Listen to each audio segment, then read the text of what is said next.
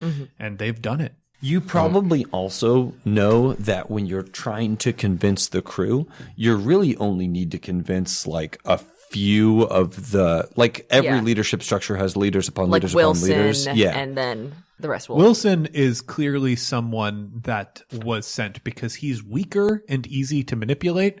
So it would be the folks who are pulling Wilson's strings, probably. Do we want to invent some of those folks real quick? Yeah. Yes, I would love that. Oh, good. This. Because It's an opportunity for Johnny to think of names. Can I have a note card, please? Yes. While I write down Yes, sir. these different personalities aboard your ship. I want a guy. We don't know his real name, but he goes by Nodoze. He does not sleep, and he like is whatever. Like his weapon of choice is like a long spear, and like in like one or two situations when we tried to board, in the instant that like it's been below us, like he's just like dropped his spear with like a rope attached to it, and then like attached it to the ship, and then just like zip line down onto the other ship at one point. That's Nodoze. Lenik Gilo. Tell me about him. What's his deal? How much time do you have? What guides his How much whims? time do you have? Do you have 4 years? I think so. Wendell Barge. Wendell Barge? Yeah. with 2 A's. Barge. Wendell Barge. What Wendell's deal? He's beefy and hairy. Kind of like a Viking type guy. Okay. Is Wendell the type of person who's like always up for some action?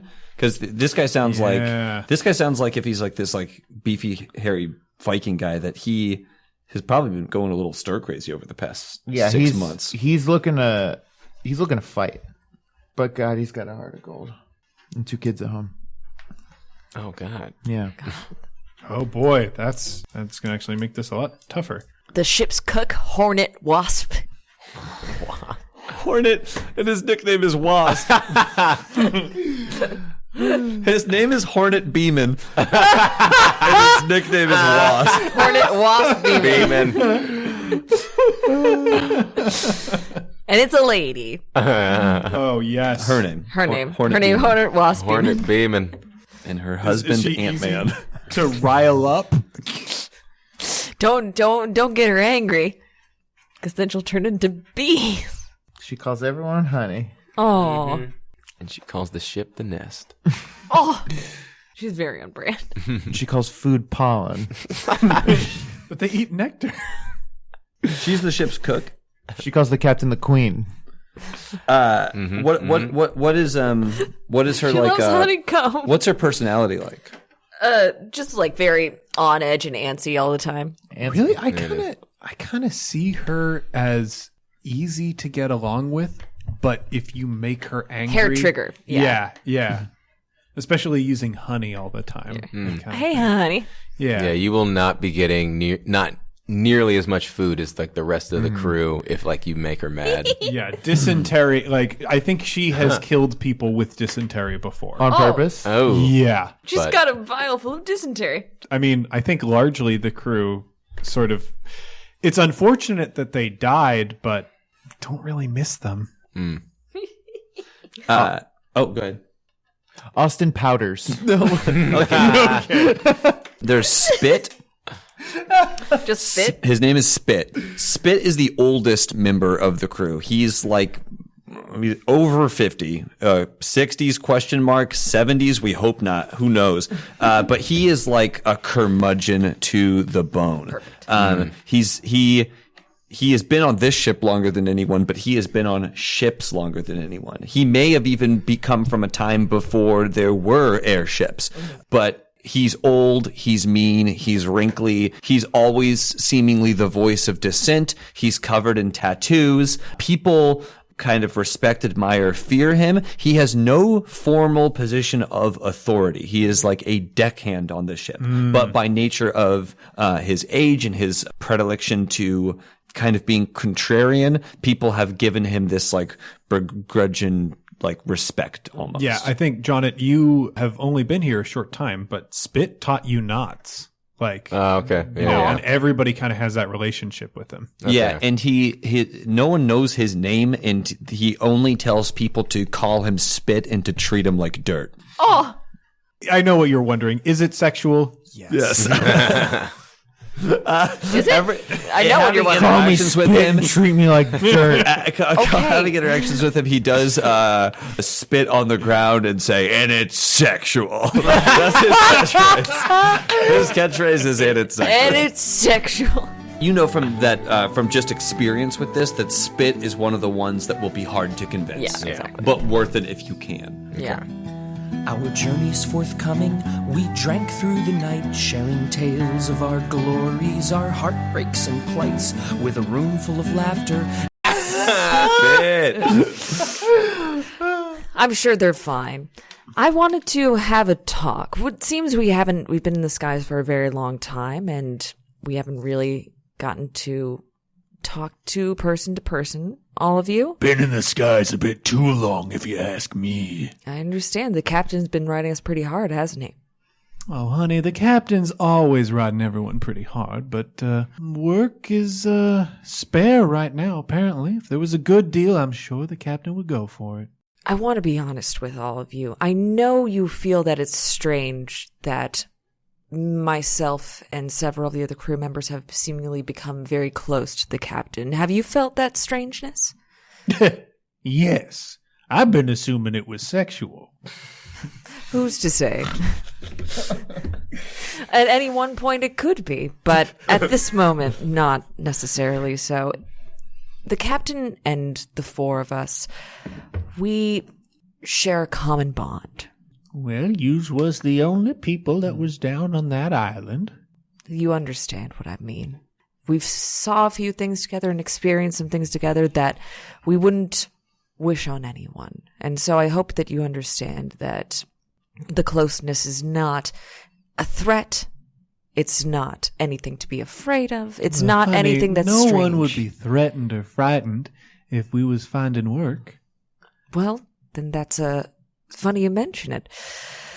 The captain has mentioned something in passing, and he's fraught to bring it up to any of you because he can't dare to put you in danger, but I feel that I have to tell you. Something dangerous. He'll never do it. He'll never take the bait. He'll never sign that contract, but it is going to be very lucrative. No, hold on. You're telling me there's a dangerous job out there in front of the captain, and he told you he'd never take it? This would never happen if Calavar was here. Calavar is gone, and that is something that we need to deal with. I think Wendell takes a big swig from his glass. You can tell that there is a lot of emotion behind that, and he puts it down. May well be, but the captain ain't in a position where he can be turning down work. The hold's empty. What if it's because he cares for you so much, and he cares for your safety above any money? He can hang his cares. What if I got 2 kids to feed? What if I said it was the civility? The table falls silent. Well, honey, are you saying that? I'm not saying it. You understand why he couldn't tell you? I've been hearing stories of the Civility for quite some time now. I can't tell you how many of them are true, but they all bad. They're all bad. And so you understand his trepidation. Gold in them hills. You gave me an old man, you dumb idiots, and now you're trapped with me. Trapped with me for however many years we do this. Ain't nothing killing Spit.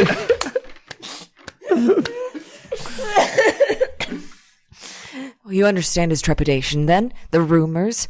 Because it's not his life on the line if he takes this job. And you know that. You all know that. Well, I'm no fool. If the captain decides that he's not going to take this job, then we ain't taking this job. We'll find something else somewhere else. But it is quite a cargo. I only hearing it secondhand, but enough cargo to last for months. respect and admiration amongst your peers that can get you off on any port. I mean that sexually, Spit. Spit definitely has a little bit of gleam in his eye. You can tell that he's hungry. He's one of those people who makes it no secret when he's looking for something, which is perhaps a contentious bit of his relationship with Wasp. Wasp looks grimly serious. I think more than anyone else on the crew, because Wasp is responsible for the food and rationing the food. Wasp hears the complaints of hungry men more than anyone else. And she knows exactly how dire this situation is. So I think Wasp is leaning in a certain direction. Wendell, unfortunately, is hard to read. I think the Calavar comment struck him harder than you thought it did. And he has a faraway look in his eyes. Speaking of faraway looks, I think Nodoze kind of always has that faraway look in his eye. So you've got one person who is definitely leaning towards maybe doing this, one person who is tempted but against it, and two who you cannot read. What do you do?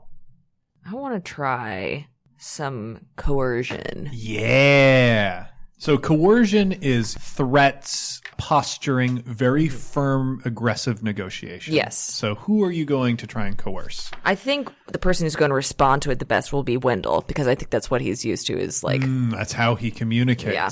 I like that. So just so you know, Liz, your character is not geared towards coercion because you only have that one in coercion. Yeah. One die. You only have one die. Your character has much better luck with like leadership or negotiation or charm as skills.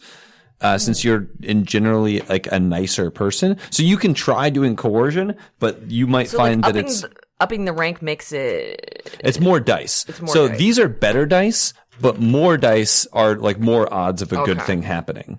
So just keep that in mind with like throwing out those skills. You're definitely like trained in coercion, which means that's why that is yellow. But your willpower, which I believe is coercion based. Nope. What is it? Yeah, willpower is one of your lower stats. Because of what you were before you started your pirating career, you're used to taking orders, not really resisting them as much. I'm learning how the game work. Actually, the negotiation would make more sense. Okay, yeah. Still directed at Wendell because he's the saddest boy. All right, so Wendell, I'm going to say this is average. Wendell, I don't think is particularly strong-willed, so that's 2 purple dice. I think you have 1 black die because Wendell's a little bit sad right now, thinking about a dead friend. Okay. Yeah, that's great. a success with, I think, a couple... 2 threats. Two successes, 2 threats. What are you going to say to him? Because whatever you say is successful, but the stakes, I think, are going to raise a little bit. Just because it's negotiation, I think I'm going to straight up say, we can set the terms of who gets what right now. You can come up to the captain, you can set your terms because it's your choice. This is your choice. You're putting your own neck on the line, so you should make sure that you get what you want.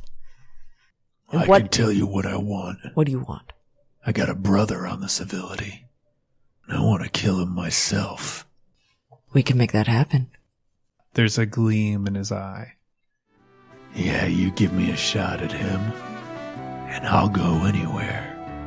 You got your muscle strong, man. So you've got 1 affirmative, 1 leaning affirmative, 1 negative, 1 impossible to read. The stars fade to nothing, the sun starts its night. The call of the sky. Oh, gosh. Let's cut back to Gable really quick. All right. You're on the razor's edge right here. Yeah. You might have the crew, you might not. It could go either way. Definitely, Wasp could be, if I think there is a clear majority, Wasp will vote to go. Yeah. Spit, again, tempted, but has already sort of openly stated that he's not interested in taking that risk. Nodoze has been silent. The only affirmative you have is Wendell. So, who are you going to try and do what to? I think at this point, Nodoze is unreadable. Yes. So There also Nodoze might be kind of insane. Like, Yeah. we don't really know. I think what I want to do is to use some magic to try and figure out, and this goes against all of my morality because usually I'm all about like leadership and trying to negotiate, but I think it's getting to the point where there's no other way besides trying to see what is within him. And related to your former position, it's something that you had to do, measuring people and what they are worth, what they are willing to do, and how they are feeling is something that you did all the time. Yeah. Especially Making when you were judgments. carrying out judgment. Yeah. So, yeah, I want to use divine magic to read his mind, I guess. This rules, to read his heart. Yes. I am going to say this is average. Average? Okay. Yeah, this is Just two just purples? reading the heart of a regular man. I believe that's Yeah. Yep. I think so. yes. Just a straight up two Just successes. 2 successes. Two successes. You look into him and you feel two things mixed together. Hunger and fear. This is someone who is very close to feeling desperate, but he's at heart a hunter. You've read hunters before. They are dedicated, they are focused, and they are also used to going long times without any reward. Only a dead hunter takes risks, and this man is not dead. I think what I do, I'm taking a chance and I'm going to lay my hand on his hand, and I think that startles him. Yeah. It's like the first piercing of his mask that you've seen, I think, period. Mm-hmm. Whatever you say to him, whatever skill you use on him, you are going to have 2 blue dice because you know his true heart and you have calculated that he needed that human touch. Mm-hmm. I think charm. I think I'm going to try it, or like, Charm? Yeah. It seems like, yeah. I think I'm going to try and charm him in the sense that I'm trying to like appeal to like his raw instincts of like catching and obtaining and just like having a motivation and doing something for once in his life. Yeah. Yeah. That kind of thing. I like it. All right. 2 blue. I think this is 3 purple. Yes. Let's try that again. That's kind of like a roll. There you go. Okay. Oh. Oh, wow. Wow. Yeah. Just one That's success. That's a hell of a roll. And 3 advantages. Yeah. Wow. 1 success, 3 advantages. Yes. So I think I say to him, I know we're all tired, but life is short. And at the end of the day, the simplicity of the life that we have is valuable. And we only get a few opportunities to really live. He smiles. And I think the remnants of this spell you can feel radiating off of him. Something has been awoken in him through those words. He looks into his reflection in the still, murky water of the brown liquid in his glass, and then looks around the table to the war-hungry eyes of Wendell Barge, to the calculated intelligence of Hornet Wasp, and the unreadable milkiness of Spit, the old man. And then back to Gable, a gaze that pierced his heart. I think we fly.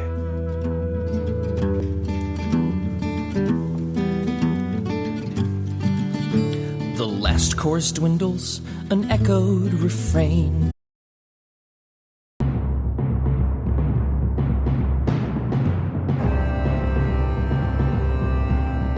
It is just about to be daybreak. Oh, it's about to be dawn. Yeah. Okay. Go time. So you are getting your last preparations. You are maneuvering the ship so that it is going to be significantly above, and you're going to be increasing speed so that you can do the zipline drops down onto this other vessel.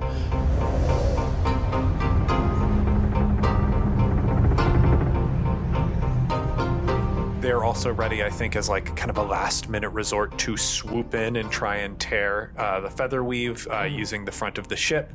How is Gable going to be entering the battle? Will you be going down a zip line, or will you be taking a bird? First, I have a question. So Yes. the plan is to, like, no matter what, at daybreak, the battle starts. No matter what, even if we get a... It seems to be, at this point, the only way that Dref is going to be able to, A, get on the ship, unless you're giving Dref a bird to swoop in and get on the ship now, and B, for you to, make away with this cargo. Because even if you manage to get Dref onto the ship completely subtly and silently now, as soon as that cargo door opens and the cargo gets floated out, they're going to know something's up and they're going to be after whoever did it. Yeah. So I think Gable's plan is to already be on deck. As soon as the sun rises, as soon as people start waking up and get on deck to start going about their daily business, Gable is already there. So yeah, I'm going to say you've got about an hour, 40 minutes before people are actually going to start waking up and getting on deck. It's just like this would be the time. If you needed to leave in order to make something like that happen, it would be around now. Yeah. So, and I think the plan will be for Nodoze and the rest of the crew to like zip line down. Great. Because there's an element of theatricality that we're going for. I do love it. It is theater of the mind. Yes. So at this point, Gable is fitting up Metatron at the moment and kind of like going through things themselves. There's a little bit of not hesitation, but kind of like this kind of battle hasn't happened in quite some time, and they're kind of scared of how excited they are. Yeah. You can feel it. Your limbs are ready. This used to be your job. And back in the day, you would do something like this completely alone. But the other thing that Gable is struggling with is like the idea of putting other people in danger, because they know that feasibly they could do this all by themselves, but it's part of allowing other people to help them do these kind of jobs, which will help their chances, but also let them settle their own scores. Like Wendell's got his brother that he needs to kill. Yeah. So that kind of thing. So Gable's just kind of like petting Metatron, because Metatron's obviously the favorite, and just thinking. And I think then they launch. How is Dref going to be getting onto the ship? Was it going to be on a bird or a zip line? My thought would be bird, because Dref does not want to be part of the boarding party. Yeah. Dref does not want to be part of the battle. Yeah. So my thought would be bird. So Flea is still available and Lucas is available. Lucas is less subtle than Flea. More ostentatious. Yeah, I mean, Dref will probably take Flea as well if Flea's, since Flea's back. Dref sees Gable, like meets Gable at the birds. These things have always made me rather nervous. Animals? These birds. These birds in particular? Most things make me nervous. That's fine. I'm a nervous person. Are you nervous at all? No, not at all. Not in the slightest. I haven't felt emotions for... I don't know what that is. Nervous. The feeling that things are about to happen beyond our control and things may go poorly. The feeling that we are going to be responsible for. Hey, Johnny, you want to make some more noise in your chair? The feeling that we are going to be responsible for men perhaps losing their lives today, for us perhaps losing our lives today. You don't feel any sort of apprehension? Or No, not really. you have ice water running through your veins. I've never looked. I envy you. I don't always say things corrected, meant it as a compliment. I think that you are admirable. I think the crew looks up to you. They think that you are brave. Drav, I think you don't give yourself enough credit. Oh, no, I'm very competent. I'm an excellent doctor. I'm mechanically matched by no one on the ship. I am excellent at what it is that I do, but I know my limitations. I am a pragmatist at heart. I think that once you get used to the idea that death is an inevitability, you'll stop being nervous. You mistake me. I don't fear death. I have a great Then why respect. do you create zombies? Why do you hold off death as much as you can in your doctrine? You're afraid of it. I That's don't why you hold off death. I do. celebrate it. Death is a natural part of life, but it is not the end by any means. is There the is a end. shine in his eyes. These men, look at them. They are men. They are not children. They know what they are doing. They are all going to an end that they do not understand. I seek to know what lies beyond, to understand what it is that we cannot know. That knowledge is what pushes me forward. I don't fear death. I love death. If death came for you, what would you do? It is tricky because if I die, that is the end to my ability to explore death. But if others die, that exploration continues. So I will try to live.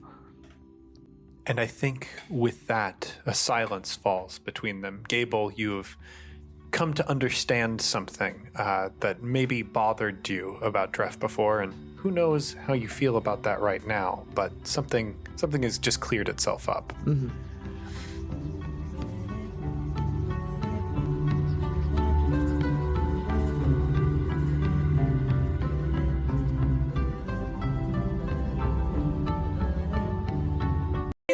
Okay, let's do it. Crew of the Civility, you have been observed, you have been judged, and you have been found wanting. Please step in line to receive your judgment or have it come to you. Excellent. I need you, using one of your social skills, just make a roll. Like, this can be coercion, this can be whatever. I think there are 2 blue dice, because as you speak these words, it sounds as though the statement is echoing upon itself, as though your voice rings out from the world around them. They feel surrounded by your presence. I'm gonna do leadership, I believe. What's this against? Yeah, we'll make it average. Okay. This is... And you said 2 blue. Yep. Yeah. Ooh. Wow. Oh, my. So we got Oh 2, my. 3, 4, 5 successes. 1, 2, 3, 4. No, 6 successes, 2 advantages, and 1 X. Well, it's just No, so they cancel each other Yeah, out. they So cancel just each like other. use the die to like. So yeah, So- that Groups is the like that is ones a total together of and be like- 4 So these successes. Yeah. and sucked. 5 successes. 5 successes and 1 advantage. Yeah. You have terrified these men. They don't understand where you came from. A figure rocketed down from the sky, stands on their deck at 7 feet tall, rings their bell, draws a sword, and tells them to prepare themselves for judgment. All of the people on this crew that are not the priest of the slain god and the captain for the first 2 rounds of combat will be rolling 2 black dice in addition to whatever else they roll, because you have intimidated them. It is in your blood. It is the purpose that bore you into this world. And you feel as though you are fulfilling that purpose now. There is kind of a desire, a wanting in yourself that you can't quiet, even though you're a different person now, that is being fulfilled in this moment. The fiery crackle that is in your greatsword when you touch it, you can feel it teasing at your back now. It wants to be drawn. It wants to show itself, because these are wicked men. It wants to bury itself in their chests and burn them out from the inside. The priest of the slain god just looks at you, and then the door to the captain's quarters opens. And striding out onto the deck is Captain Franz Fishhook. He wears a black oilskin coat. On it is emblazoned the seal of the Red Feather, along with several medals that dangle beneath it, showing his station and accomplishments. World's greatest dad. World's best boss. Just world's best everything. Every time a captain of the Red Feather Syndicate takes out a Corsair ship, a pirate ship, whether it's an official medal or it's just something they put down to like denote to others, like, this is what I've accomplished. Oh, it's got to be something gross. Yeah, like Because he's notoriously violent. and he kills the whole crew except for the captain.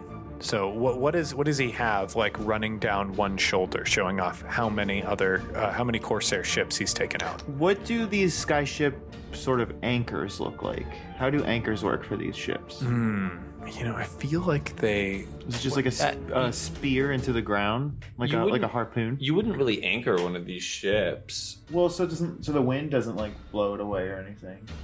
Yeah, but anchor to what, right? They're so far up in the sky. Tether? You did have to land at this place. Yeah. Like there was you did throw something down. And they like tied you down, and you let out some of the hot air from beneath the feather weave. So you sort of glided down to the earth. I think you were still lightly floating at a certain point. But ships must dock. This ship does not. It's mostly serviced in the sky. I'm trying to think if there's like an official capacity of things like, you have these stripes or these ribbons that you wear for the Corsair ships, but there's also probably something that this dude does specifically. Yeah. That's like a tattoo or something like that.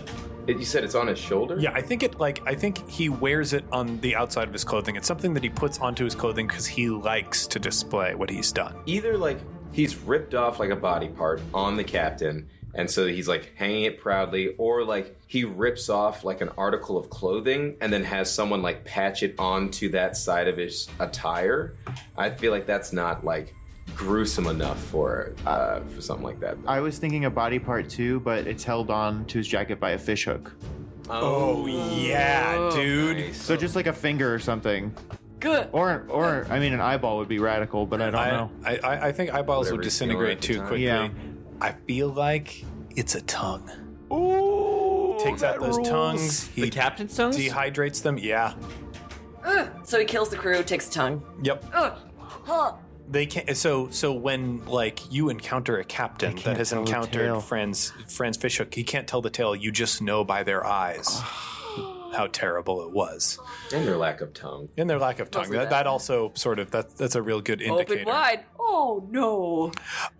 Dentists love them though. Dentists love them. Find out this one weird trick. You see, like, dangling from fish hooks on one shoulder, at least a dozen dried human tongues. This man has a long beard with Dozens of dry human tongues. just and that's just for fun. Those are fun tongues. Lank, knee-high leather boots full of human tongues. Yes. A khaki bucket hat. No tongues. He's got a long beard that is dark black, streaked with gray and white. His face is leathery and wrinkled from years of having skin stung by the wind of the sea and eventually the air of the sky. He has a wild look about his eyes. They are dark, and as you peer into them, even in situations where he is completely calm, you can see the malice of violence dancing behind them. He has both of his legs, but only one hand. The other has a nasty hook replacing it. And on the one hand he does have, you can see as he's he's exited and like he's pushed the door aside, you can see a large black spot on his palm. And you know that is the mariner's mark. Something that only folks who have traveled the sea have. It's rumored that everyone who has it is either bound to lose their mind or has already lost it. This man is also adorned with a lot of symbolism from the sea. There are not only the fish hooks holding the tongues, but there are a couple sailor's knots that have been woven into this coat, which is definitely like a custom take on a red feather coat, which is something that most Araners who are superstitious would never do. The sea is hated. The sea is dreadful. The sea will drag you down and drown you, so you would never adorn yourself with the imagery of it. He looks across the deck to you. Fran's fish hook, I think, stands at around 6'3", which would cut an intimidating figure to anyone else. But he stares across the deck and meets your eyes, and you stare back into his. And for the first time, maybe in a dozen years, he sees someone who does not fear him. And he smiles. I need you all to roll for initiative.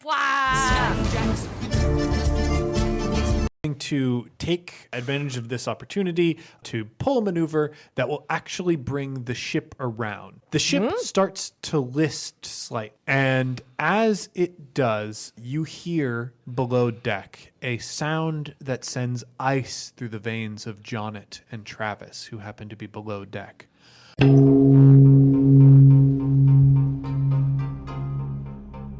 It's the ringing of the heart bell. All ships and Sphere, in order to prevent themselves from capsizing and dumping their crews overboard, keep a track of listing with a large bell that sits in the center of a ship. It's usually the most expensive and permanent thing installed on any ship, and it happens to be below the third deck. And it carries two things with it. It allows the captain to know that he's not bringing his ship too far, or at least that he's threatening bringing his ship too far. But it also wakes up the crew. So the men around you start to stir as you are below deck, and you realize that whatever you're going to do has to happen very quickly. With that, though, Fran's fishhook has spent his maneuver, and his turn is over. Well, when he grabbed the wheel, did he, under his breath, say, big money, big money, big money? No, he didn't, and that's why he didn't get the 100 slot. Yeah. Well, the thing is, he spun a wheel. He didn't hit a button on a podium, so that's the difference. And at any point in the combat, he can trade the briefcase that he has with one of the remaining briefcases, correct? Or phone a friend. But the crew can vote him the weakest link of the boat. He could get a call from the bankers. The call from the banker, that show. What And was he's that the show? voice. Thank you, Liz. Howie Mandel. Okay, let's move on. We have a PC slot next. Anyone can take that PC slot. It is JPC who rolled that slot. Oh, okay. Jason, yeah. I think it's probably better, Liz, cinematically, if you take that slot. Sure. Just Okay. because Gable's the one who's in. I think it's Mabel. Yeah. Maybe it's Mabel. Gable's the one who's in combat. Is that fine with you? Yes, James? absolutely. You see around you, Gable, not just Franz, who's on the other side of the deck. Basically, you're in the middle because you're near the central mast. There are about 9 people who are immediately near you. It looks like there are a couple people who are up on the main lines, mining parts of the sails, but the people who are an immediate threat are about 9 people. In addition to that, you also see this Church of the Slain God bishop who's standing aboard the deck. Where is he in relation to Fishhook? I think he is a level below Fishhook. If he's on the top deck looking out over the main deck, so that's 1 story up. I think the bishop is on the main deck below, sort of staring at you right in front of where the staircase would be to take you to the upper deck. I think I'm just going to start tanking through the minions on the deck. Okay, so you charge into battle and start attacking minions. Yeah. So I am going to need a roll. First, what weapon are you going to be using? You've got 2. I'm using my short sword. All right. And as I've said before, I have a duelist talent, so I'm adding a blue die to all my melee checks. So you add a blue die to all of your melee checks? Melee. All right. So it's going to be that plus, I believe your melee would be on your character sheet as well. Yeah, light melee. That is 2 of these and 1 of these. So the difficulty on this is going to be 2 purple because you're... Hot perps. Okay, so this is blank. 2 successes. You've got 2 successes. Yes. Now it's time to teach you how to do damage, Oh, Liz. funzers! So your weapon has a damage rating. Yes, that is +3. +3. Okay, so that is going to be added to your brawn. Okay, that's also 3, so that'll be a 6. Okay, that's 6. And you got 2 successes on top of that. So overall, that's 7. You are going to cut down only one of these minions, but you are going to pull them down from being 3 groups of minions into 2 groups of minions, which is... You said there were 10 in total? There are 9 total 9 total. right now. So I've killed one. You've killed one. What does that look like as you charge into these groups of people? I assume that they were probably like a little bit caught off guard, but they were armed at that point. Yeah, I mean, you dramatically rang a bell. Yeah. So like, it's not like you were Assassin's Creed style trying to take out No. different groups of people quietly. You landed in the middle of everybody. They drew their swords before you fearlessly charged into them. Yeah. Even though they knew you were coming, even though they were prepared to fight you, the ferocity of seeing Gable in combat is still striking and intimidating. The man that you cut down was simply not prepared for fighting you. This entire combat, when it comes to minions, I'm going for very, very efficient, trying to disarm them or kill them as fast as possible. So that was just straight through him and up with the broadsword. And then I unsheath his body from my sword and just push him to the side. Yeah, he like flies across the deck because your arms are just so powerful. Thank you. And the others sort of like brace themselves to try and fan out and attack you. In fact, I think that's exactly what they're going to do. I have a question about Gable's killing style. Yeah. Are you like brutal like a Norse person, or are you like silent, quick, and deadly like a ninja? Like which direction It'll be does its it go? focus on like efficiency of movement. Like not exactly ninja-esque, but very much But like... is it like is there like a dance to it? Yeah, Gable is mainly used to like combat where the enemy is so far beneath them in capabilities, statures. It's most akin to like Crouching Tiger, Hidden Dragon kind of stuff. Oh, yeah. So there's a That sort of grace fight. to it. Yeah. Yeah. But also like power, and there's some art to it, but because Gable was never part of like actual battle, it's ceremonial more than anything. They actually managed to attack you. You've struck one down. Yeah. The remaining 8 surround you, and they have their cutlasses drawn. They narrow in. You've got 7 damage coming at you. When you cut down the one and kicked its body aside, the others seized advantage of that opportunity and sort of immediately jumped in. I can't defend? That is you defending. So now your soak. What is your soak? 3. Oh, also, actually, that is a good point. You can, because you didn't use a maneuver that round, like Yeah. you didn't move at all, you could have taken a defensive action to like ready yourself to receive melee opponents. Yeah. Doing that will give them an extra black die that also rolled up blank, so it's Yeah. going to be the same amount of damage. So The soak is 3. The soak is 3, so that will be subtracted. You're going to take 4 damage. What about defense? Does defense go into that, or is that just how many dice? Do you have a defense rating? Yeah, 2. 2? Ooh. All right, so that canceled out an advantage, so they're not going to be able to inflict anything else, but it is still the same 7 damage. So I've got 4. So yeah, you are surrounded by 8 men, and we see more of that grace that you described earlier. You whirl around, countering many blades. You move faster than they possibly could, and in the times when you couldn't possibly move fast enough to hit those blades, you moved in just the right ways to make their blows less lethal. If we could see Gable's face, there would be an almost detachment of what's happening right now. Even the pain they're inflicting as their blades manage to cut beneath parts of your coat and actually touch your flesh doesn't faze you. There's still, like, occasionally throughout the chaos of this combat, that line to fishhook, that connection between you two stays stable. Now we cut to another NPC slot. By the way, the line to fishhook is also called the fishing line. Oh, fun. Nice. Gable. With that, I am going to have one of these men drop from the mainsails. A large specimen who stands a head taller than Wendell Barge, yet still shorter than Gable.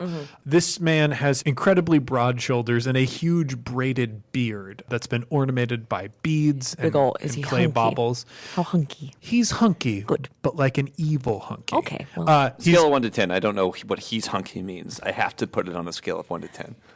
10 being the hunkiest. 10 being the hunkiest, 1 being the chunkiest, funkiest monkey that you can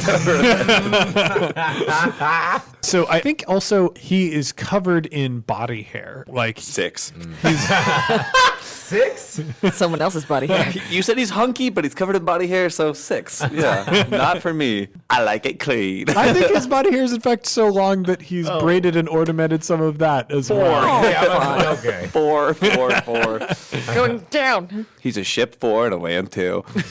But he lands firmly in front of Nodoze and Wendell, and he smiles. His mouth is full of metallic glints, as it's clear that he's had to have many teeth removed throughout the years, or they've been forcibly removed through combat.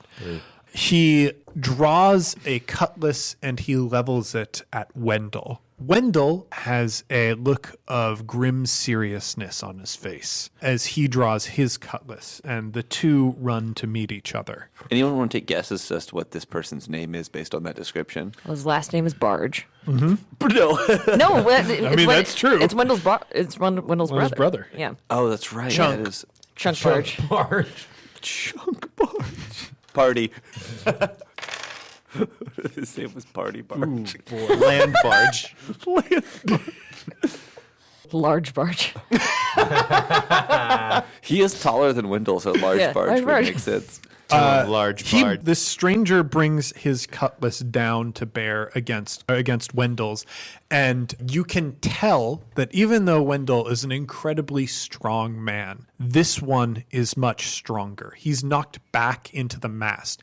He barely manages to defend himself. He is not cut down, but he is clearly at disadvantage in this fight. There's a brief moment where Nodoze looks over to Wendell to ask if he should join this fight, and Wendell shakes his head no. This is something he must do alone. That's not true. You're about to get yourself killed. Wendell, Pride. no. Getting killed is something I have to do alone.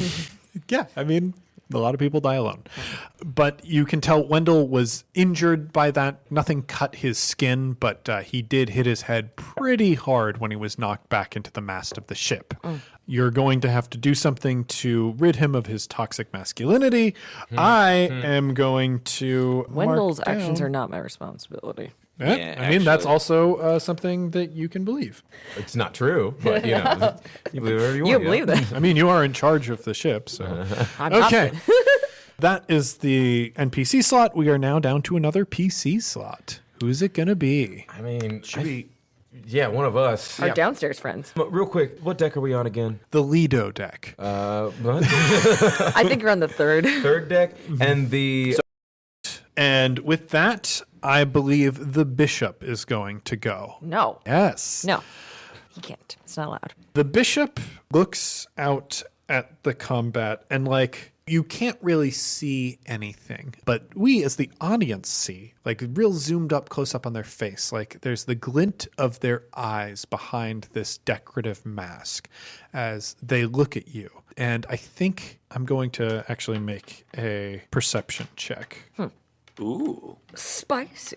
Liz, do you have a deception skill? No. It is a 0. He looks at you and the way you move, the way you're handling yourself in this combat fearlessly, even though you're surrounded by many men, and his eyes dilate in what might be fear. He brings his hands up and he starts a chant in a language that you know well. English. This is a chant. I am chanting. This is my chant. English. This is my English chant. Superman knows good. The chant goes, who rocks the party that rocks the party? People around, you've got to come get it. Everyone together, sing it loud. Come get it. But yes, the link. You were saying you're having your dramatic moment. Yes, yeah. I was having fun, and you guys. Do you mind if I do his voice, James? Yeah, please do. I surrender. So he chants in a language that would be foreign to most, except for those who have spent their days learning in the church. You, of course, recognize this language well, as you've heard it most of your life. And you can feel the air around you fill with divine light that to you feels cold. But you can see it wash over the men surrounding you. And he is going to cast a spell. Well, we don't know if he's successful yet. Yeah. So for clarity's sake, does rank for skills matter? Yes. It matters for building the dice pool. So, like, if you have 1 rank in a skill, you have a yellow dice instead of a green dice. Okay. And then these stats up here, these characteristics, are what gives you the dice pool. So Okay. any characteristic that goes off of agility will go off how many green dice your agility is. Yeah. Though if your ranks eventually outpace the stat that you have, it'll become a green die. If they match, it'll be yellow dice, and if you're one above or below, it'll be green. So he casts this spell, but I think the listing of the ship pulls steadiness from beneath his feet, and he actually has to disrupt his chanting to grab onto one of the ropes that's next to him. He curses in a language that is familiar to everyone, a Skyjack swear, and calls to Fishhook above to keep the ship right. To which Fishhook lets out a chilling and hearty laugh. And that's going to be his turn. His spell failed. And next up, we got a PC slot. All right, so I'm going to run down the old stairs.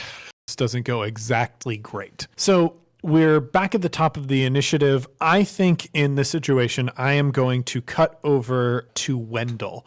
Wendell is right now up against a mast because he's just been knocked back there by his physically much more powerful brother. And the two are going to attack each other.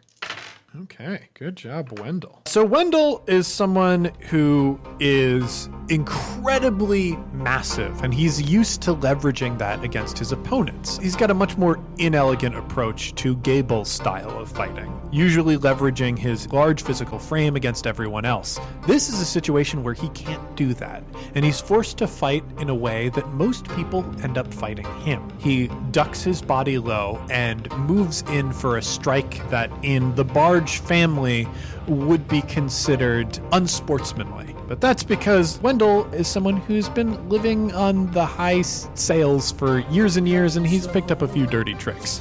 He moves and has his sword meet his brother's and then brutally punches with his meaty fist his brother's knee.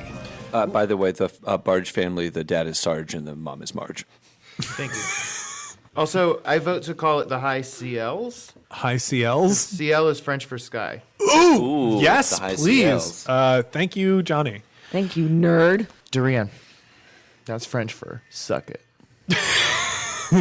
Like the fruit durian? Durian. Duran? Yes. Yeah. So that's suck it, suck it?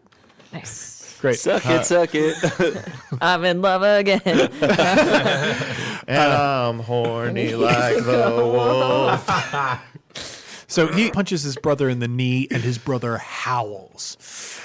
I will finish this today, Calder. I swear to you. And his brother descends upon him.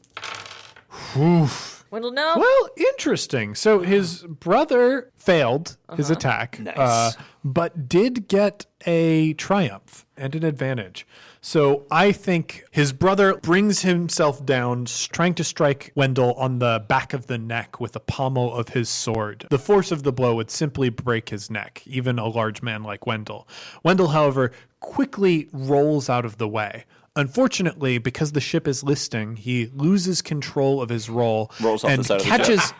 he catches himself on the furnace and badly burns his hand in the process. Wendell. So now, for the rest of the combat, he's going to have an ongoing disadvantage of this burnt hand, and he's not going to be able to fight as well as he could have. So that was the Barge family reunion. Let's cut over to the next PC slot. Anybody can grab this. It doesn't have to be Gable, though Liz is thirsty for it. Well, before we do this, can we spend an advantage to have Nodoze do anything? Oh, yeah. Nodoze can act if you would like Nodoze to do something cool. Like help in the slightest. Yeah, please. What do you want Nodoze to do? He dabs. He dabs on his haters. Because what we're trying to do is, in my mind, we're trying to extend this battle as much as we can and get people topside as fast as we can. We're not Right. necessarily trying to win this fight because we're gonna You're going to take hopefully off get as quickly get as out you of can. here. Yeah. But Nodoze, I would love if he could so we still have 8 dudes. There's still 8 dudes that are up. I would love if he could aim his spear through a dude and it goes through him, and then we have a zip line up to upper decks, if that's possible. So you want him to throw a spear, have this so hard through a man. through a man, and then that also sort of lands in the upper deck area. Yeah. Aren't you already on the upper deck? Or maybe do you want him to target somebody above you? Yes. Okay. I like this for Nodoze because he is an NPC in the fight. You can either shift over one of your fate points to have every action that you want him to do automatically succeed, or you can take a risk by pulling a luminary. Luminary. Give me the river. The river. It's my favorite Bruce Springsteen. Bruce Springsteen. Canon in this world, Bruce Springsteen. Bruce Stringbeans. String cheese. My name's Bruce Springbean, and I want y'all to eat your vegetables. This is my pea street man. Like pea is like you eat. The river is unmistakably dangerous. However, the river is ultimately a barrier, something that separates one bank from another. At great risk, it can be crossed, and an equally great reward can be claimed. Some say that makes the river wicked, as it calls out promising fortune and grace only to drag souls down. However, heroes are baptized in the strife of the current. So I can see this going either way. It dramatically raises the stakes of an associated action with it. Oh, I think I know what that is then. Mm-hmm. So instead of just anybody on the upper deck, the stakes are that he aimed it at Franz Fishhook. Great. Yeah, he's going after Fishhook himself. This fucking idiot. Every pirate on our ship is full of so much bravado I and know. I mean, it's that's what you get. Yeah. That's who these people are. Mm-hmm. We need some more sensible pirates. Don't target him. Oh, We're like, okay. we're going on the ship to cause a distraction, to wreak havoc. We're doing this plan. We'll all kill the captain. It's like, no, hold on. Everyone on the captain. I am going to have him make a daunting check. If he gets it, this is going to really, really Ruin your plans? injure Franz Fishhook. I think if he gets it, we win the game. All right, After he 4 does episodes. fail. Well, So he throws this spear through the air. Nodoze is someone who never sleeps. He's got those heavy circles under his eyes. His skin is so pale. He looks so unhealthy. But he's also got this incredibly long, gangly body to him. And when he throws a spear, it looks sort of like any sort of animation they did with Jack Skeleton. It's just like unnatural. Skellington, yes. It's unnatural. The spear whizzes through the air and it looks like it is going to stay true to its target. And Fishhook looks at the spear as it's coming towards him with a movement of his fishhook. This is the advantage that it got you. He's going to have to spend some strain. The air suddenly fills with the scent of rotting seaweed as a violent and powerful wind picks up and blows the spear just off course, clattering uselessly and harmlessly on the side of the deck. And you can see a smile form on Fishhook's face, and you can see his teeth for the first time. And they're a horrible sight to behold, thank you. covered in black spots. We go on to the same PC slot that we were trying to do before. I'll throw it downstairs. Okay. Downstairs, I think that's John battling Gable. James, where's the sun?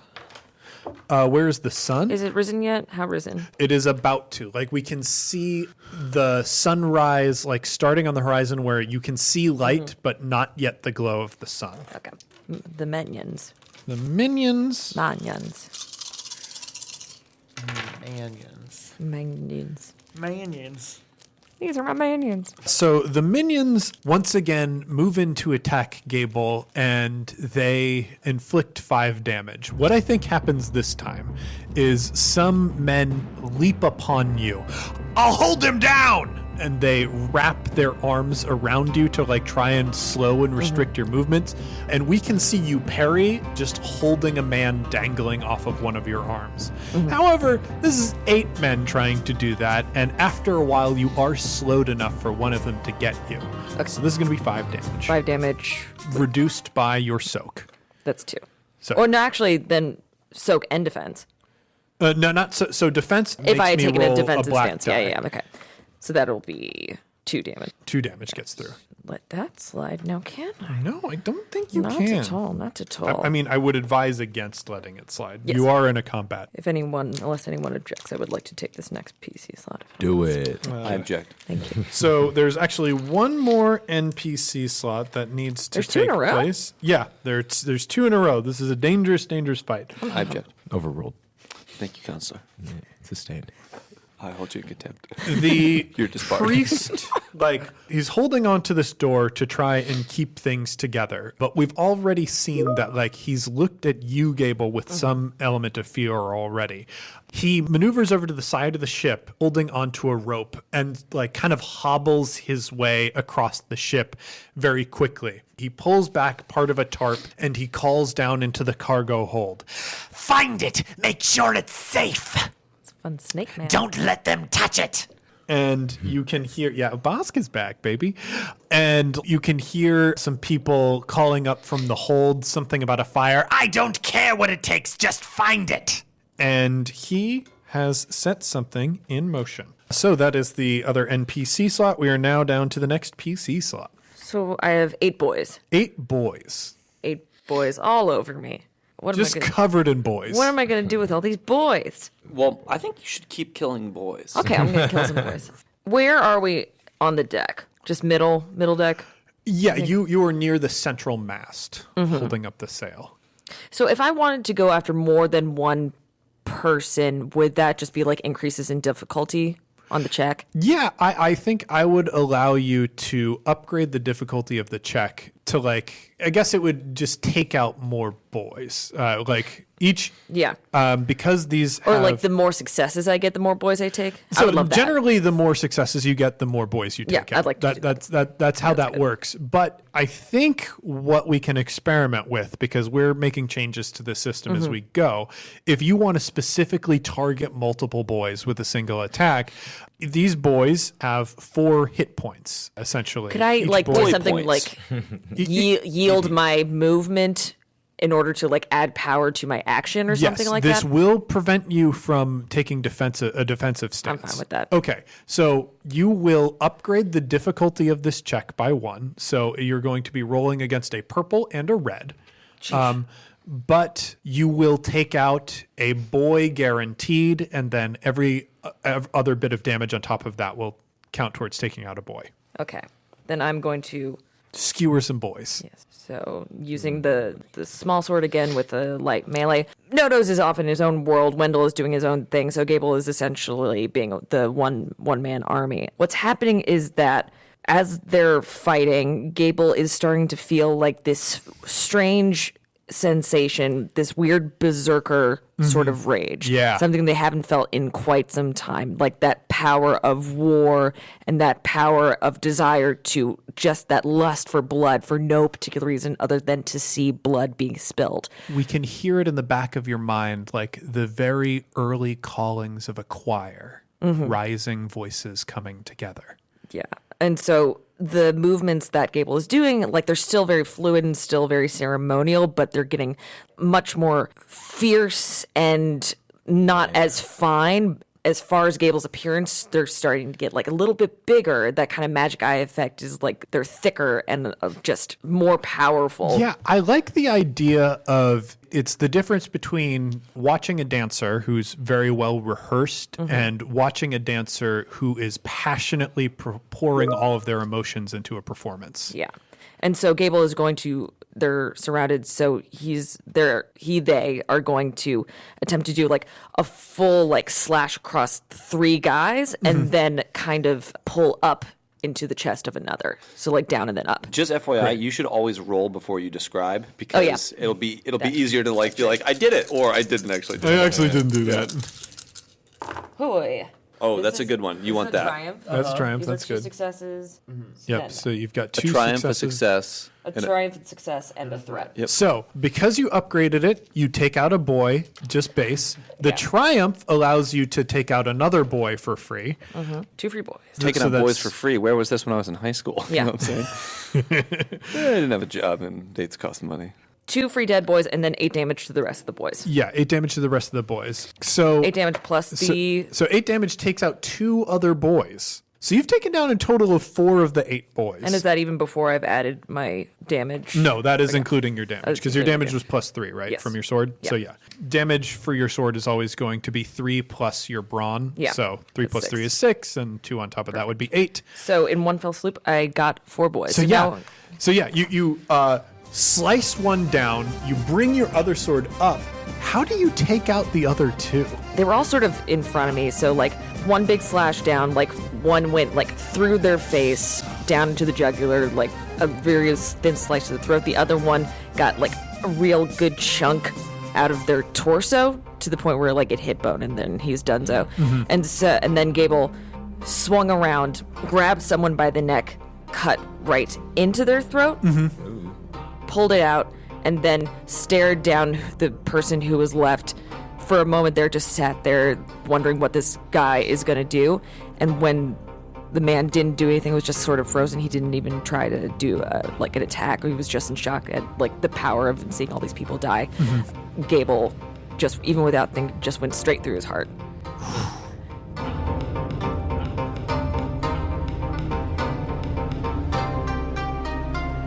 Yeah, I think if you, Liz, would like to move a story point, I will have all attacks from minions against you be upgraded by 1 for the duration of the combat, just because they are incredibly intimidated by you. Would you like to do that? Yes, I would. All right. What does that mean? So when they are doing their attacks against you, they're going to have to upgrade the difficulty of that attack for the rest of the fight. The 4 men who we're down managed to to 4 more boys. survive have like reeled back in horror. They've tried jumping on top of you to slow you down. They've tried fighting you more directly, but you have just cut through them as if they weren't there. You don't seem to care about the hits that they do manage to inflict. They are terrified. They haven't tried apologizing. No. Lesson for you men. Maybe a lesson for the men. When a big non-binary berserker descends upon you from the heavens, maybe try apologizing. Maybe you ask for directions, Larry. And after that whole attack happens, Gable whirls around to look at Fishhook in the eye and just spreads their arms wide and with the universal gesture of like, come at me, bro. Yeah. There it is. So I think we do cut over. That's a universal gesture That's throughout a the universal- ages. yeah, Come it's at me, like bro. all humans. Arms wide open. Come at me, bro. Welcome to my bro. I'll show you everything. Welcome to my bro. Welcome to my bro. Okay, so we're up to an NPC slot, and I believe Franz Fishhook is going to act. Gross. And the first thing that I'm going to do is shift one of these fate points, and I am going to make a average leadership check for Mr. Fishhook, who does not specialize in leadership. Oh, He does not. So Fishhook calls out, "Bank!" and he spins the wheel. The ship starts to list even more as there's another gong from the heart bell beneath the ship. You can hear the screams of men beneath deck and screams of men above deck as the 4 men who are terrified of you suddenly lose their balance and tumble across the deck, spilling into the sea beneath. Are you kidding me? I am not. You are now at an almost 45-degree angle. He just killed his own dudes? He just killed his own men. But that also means no more boys. But he didn't do it on purpose. Yeah, he did shout the bank command, so they could have done something about it. You can see the men up above on the lines pull hooks from their belts and use them to hook around ropes or the mast or whatever object might be nearby. So they remain firmly planted. Like if we cut over to Oromar and where he's fighting currently, those 3 men have grabbed hooks and like hooked onto lines that are on the side of the ship. So they're just hanging now from the side of the ship with their swords. There are some who are prepared, but those 4 terrified boys were not. Yep. So the people on deck now still like Wendell and his brother and Nodoze. Are there other? So yeah, Nodoze and you and all of our PCs, all of your actions while we're at this angle are going to have 2 black dice to them. Jesus, James. Yes. I had to expend a lot to do this. And at this point, like you can see Fran's fishhook moving forward. He has his hook with the grace of a spider because they sort of move with like an awkward grace. He hops from place to place on the deck, anchoring himself with his fishhook where necessary. And he pulls from his side a much larger hook that looks like a fractured anchor. Such insolence. 2 challengers come to face me, and neither of them the captain. From what ship do you hail? We come from every ship you've ever felled.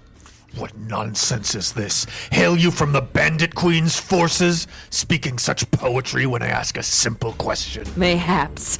And I think at this moment, Nodoze turns.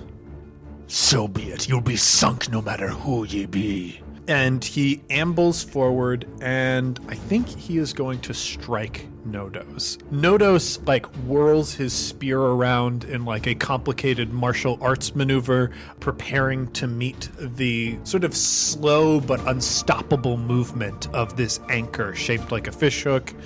And I'm going to roll. All right, we got 2 successes for Fran's fishhook. That is going to be 8 damage coming at our friend Nodoze. Nodoze, I am going to move down into... I gotta invent some sort of system here. For killing people? Yeah, for like friendly NPCs and what it takes to kill them.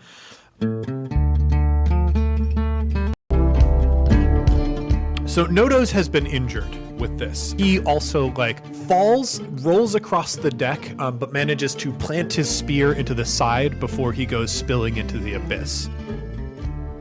So the only question that leaves is what might happen to you.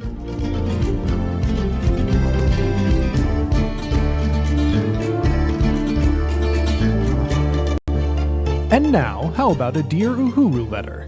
Sends into screaming. Uncontrollable screaming. I do love how the wink thing happened totally unintentionally, and now it's a signature move. And we've got a PC slot. If I may, I would love to take a quick moment to save Wendell. Oh, yes, please. Yeah. And I'm... So Wendell's hand is burning. Wendell is He's dangling, right? Dangling, yeah.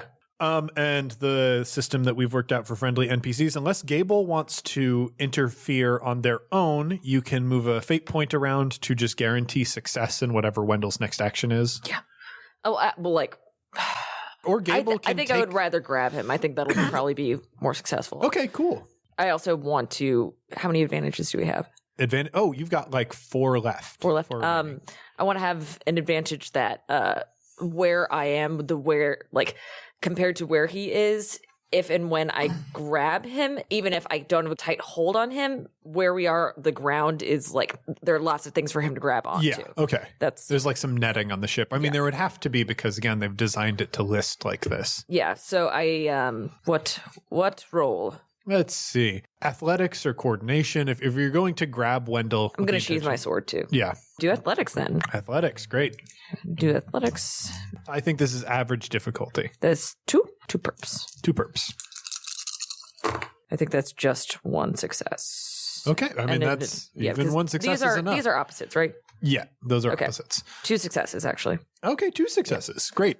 So you look at Fishhook, who's like sort of moved down towards you. He's just dispatched Nodoze, and you sheathe your sword. He notices that, and you can tell he is not a fan of you doing that. He sees that as more disrespect as you move over to Wendell, who is like forced now to let go, and you grab him before he falls any further. Yeah, I grab him, hold him to my chest, and then lay him down on the ground. Yeah. And then just stand over, like, trying to protect him because he's probably burning very badly. Yeah, his hand is looking rough. It is going to take a lot to save it, and even then, he's probably going to be in a great deal of pain for the rest of his life without some sort of miraculous medical intervention. Where's his brother right now? His brother is hooked just above you. Like you can see, he is very much going to be a factor in this combat coming forward. But I want to make things interesting and dangerous. Why would here. you? Okay. So we're going to have Franz Fishhook go, and he is going to cast a spell. That spell is going to cost him 4 strain. How much strain does he have? Oh, he's got 10. Wait, Fishhook's casting a spell? Yeah, Fishhook is casting a spell. I don't care for that. Of all the insolence. He rams his anchor into the deck, and he's got his other hand like supporting himself on his hook, but he lets his sleeve fall back and he exposes his palm to you. And you see the gnarled, rotting black flesh that makes up the mariner's mark. And the air once again fills with the smell of rotting seaweed. You can feel the salty brine sort of like tease at your skin. It makes it feel dry as he begins to mumble words in a language that you can't recognize. English. We brought it back. Gable, in you, it sets off something powerful. It's like your soul is trying to vomit. It hates what it hears, and it radiates through all of your being.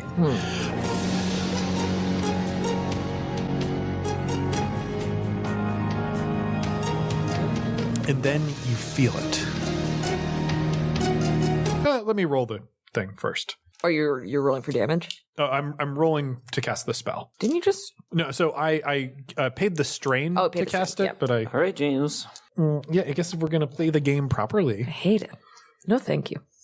Oh my goodness, yes, that's 2 successes and 2 advantages. Oh, I love it.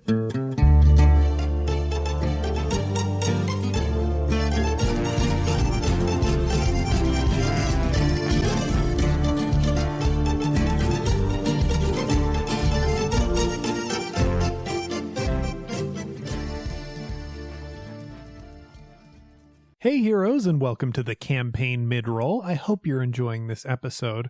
We have a new song that is momentum causes it to start swinging in the other direction, and in that short in-between period, the ship rights itself. There's still like some rumbling on the deck. Everybody who's hooked in, and you, Gable, who you're just like clinging to that mast, trying to right yourself, still protecting Wendell, who is struggling to breathe. It rocks, and once it gets into a more neutral position, you can hear the heavy thuds of Franz Fishhook's boots as they approach you. In between desperate breaths, you look up, and you can see this figure towering over you. His pale, knotted flesh, his horrible, dark teeth. And he raises the wicked instrument, the fractured anchor that he calls a weapon.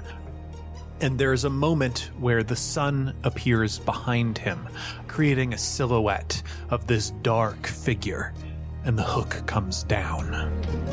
And I roll. He's fine. All right. He does hit you, No. but just barely. What if he didn't? That'd be great. Well, I think what we're learning in this instance, Liz, is that you're just going to have to do something pretty gnarly to make up for lost ground. So that's only 6 damage coming at you. 6? Well, okay. So we discussed before that I can start pulling from a string, correct? Yes. So I'm at 0 on health. So now I'm going to be absolutely 0 on health, but at 10 strain. So, here we are. Oh, wow. All right. Well, this, I think, is Not your great. moment. This is a desperate situation. You know, looking around the deck, we can see Nodoze, who barely managed to cling onto the ship, is still around, but he's getting his bearings. Wendell is unfortunately still deeply affected by the drowning. And Wendell's brother, looks to be not as quick to recover as Fishhook was. So if there's time to act, now is that time. Both your swords are sheathed. What do you do? Where did he hit me? That's a good question. Last we saw you, you were standing in sort of a protective stance. Wendell had intercepted his brother, who looked like they were coming at both of you, and he got badly injured in that. So you were kind of protecting Wendell, and you definitely had the time to watch as Fishhook came closer to you. Yeah. You had mentioned that you sheathed your sword. Yeah. So you didn't have that out. No. So where do you think you got hit, and how do you think you prevented it from being lethal? If he was right in front of me, what I assume is that if he's just wielding a fish hook as if it were like He's wielding like an anchor. Like an anchor. Yeah, and half of it snapped off, so it looks like one big hook. Yeah, it's almost like a scythe. So I assume that what he usually does is just like slash back and forth on people and like try and get as much meat as he can, and then pulls through like as if it's an actual meat hook. Yeah, I think he like tries to hook them and like lift them up. By Yeah. it. Although you're Like, super tall, so Get that down wouldn't and work as well. So what I think he did, he just got me like in the crook of like between my shoulder and my chest, Oh yeah. going straight down and in, and then tearing through just the cartilage of the armpit. So like bleeding a lot, but it's not fatal or Yeah. anything. It did kind of mess up your top a little bit, Yeah. though. And so like I'm bleeding pretty profusely. And I think the only thing that I can do, especially if he's in such close proximity, I think I just want to grapple him, Okay. wrestle him down physically. Okay, so just so you know, if you do choose to do that, instead of melee, you'll be using brawl. Yeah, I thought so. Okay. That should be fine. And by fine, I mean, who knows? And we don't have the black dice anymore. But because of the drowning, I have a black die. It's upgraded, so you change one of the purples to a red. This will be fine. This will be fine. And you also do still have fate points that you can move if you would like to upgrade one of your green to a yellow. Yes, I would like that very much. Okay. I have 3 advantages. Okay. So this is a failure. Is it a wash as a failure? A wash is a failure. Well- like you're not inflicting damage. However, you can do something with those advantages that benefits you story wise. Yeah. That can be like pushing him back. That can be, finding the willpower to like draw a weapon. That can be all sorts of things. Would it be possible to like push him prone? Or is that like more like of a success thing? That's more of a success thing. I would say like you can definitely create some distance between him and yourself, and you can definitely pull out a weapon if you so choose. Yeah. So I think then I would, he gets me and then I pull the hook from, he has a little bit in me and I pull the hook through the rest of my arm. Ooh. And then with a strong arm, push him back. He stumbles back, and we can see that the ship is still rocking, and he's stumbling back, and I don't think he'll fall prone, but because the ship is unstable and you did get that big shove, he like falls back down, and we get this now towering shot of you, and we can see the blood dripping from your wound, and we can see like your damaged sleeve starting to fall to the side, exposing like this nasty gash around your shoulder. You look very intimidating, you look very powerful, and he grits his teeth as he digs his hook into the deck to begin to pull himself up again. We're going to move on now to an NPC slot, and actually let's make this a friendly NPC slot first. Thank God. Liz, Nodoze, or Wendell, who do you want to activate? I would love if Wendell could, redeem himself. That would be Okay. awesome. Yeah, he needs. So it's going to work the same way that it did before. Okay. You're going to either be able to move this last destiny point that you guys have I won't right do now, that. I probably won't. and that would make whatever you want him to do an automatic success, or you could draw from the Luminary deck. Wait. Don't we have 3 more destiny points? No, the fish hook is bad. You started the game, or you started like this new recording session at an even split, and Liz has so far used one of them. Got it under control. Yeah. We might need that destiny, not fate point, whatever it is. So let's do Luminary. Okay, cool. Hold on. First, I'm going to pull up the Luminary thing on my phone. More like Boominary. Why was It's that? Halloween. Because it's Halloween. You get it, girl. You get it, girl. This won't be coming out. No, not at all. Coming out way later. This is going to be coming Is out it Christmas? If we're lucky. The Loom. Oh, the Loom. Short for Luminary. There we go. The Luminary, like we said. There's also another one in there that's just the Nary. They ran out of ideas. The loom is the symbol for all those who take pains to serve the ones they love, but it is also their jailer. It is the act of sacrifice that precedes the reward of gratitude, or in some bitter cases, work met with no acknowledgement. The loom symbolizes toil, obligation, and sacrifice. Narrative, the PCs will need to give something meaningful to hold on to what is important to them. It can also suggest there is a sacrifice being made for their own benefit that must be understood and appreciated to avoid tragic consequences. It's crazy that Gable's going to sacrifice from the 4th episode. Yeah. That's it. What? So does that apply to Wendell? This applies to Wendell, or it could apply to Nodoze. This applies to one of the friendly NPCs. I think it's Wendell for sure, but I don't know what. He's brothers with the other with the other person. Yeah. Yes, I think it means the difference of who wins amongst the two of them. Like one of them kills the other, but I don't know if the loom means that Wendell's sacrificing himself or if he's sacrificing his family ties to kill his brother. What about both? Oh, that could be cool. Him grabbing his brother and pulling them both off the side. Yeah. Yeah, I think that might be it. I think his brother starts to move in towards Gable, and Wendell lets out a mighty barbarian yell and runs and tackles his brother, grabbing him by the hips, moving all the way across the deck, diving gracefully over the edge. Wendell, no!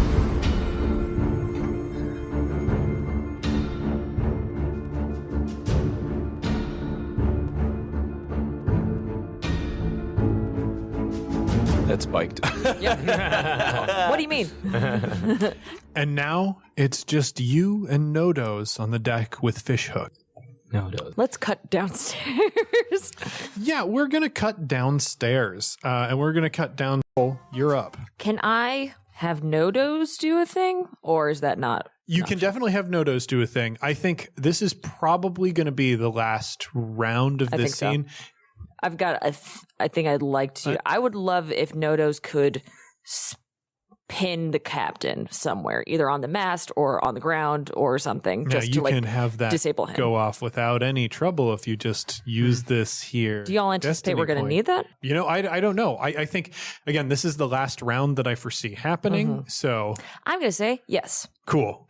So Nodoze, who was like sort of taken out of the fight earlier, fires one of his spears across the ship, and you can see it scrape the back and the arm of Fishhook, and he is pinned onto the mast that you are next to right now. Give him damage. Okay, so he is pinned down. It is going to be 2 blue dice to attacks against him because his movement is very restricted right now. Gosh, wow. I think Nodoze pinned the arm that like holds his anchor, and the only free arm he has is his hook. Okay. Is Nodoze also affected by the drowning right now? Yes. No, Nodoze was not close enough to you guys to be affected by the drowning. Fabulous. Then my turn? Yeah. Okay, I'm going to do a bad thing. And I would like to roll first to see if I'm... Well, first I'm going to draw my broadsword.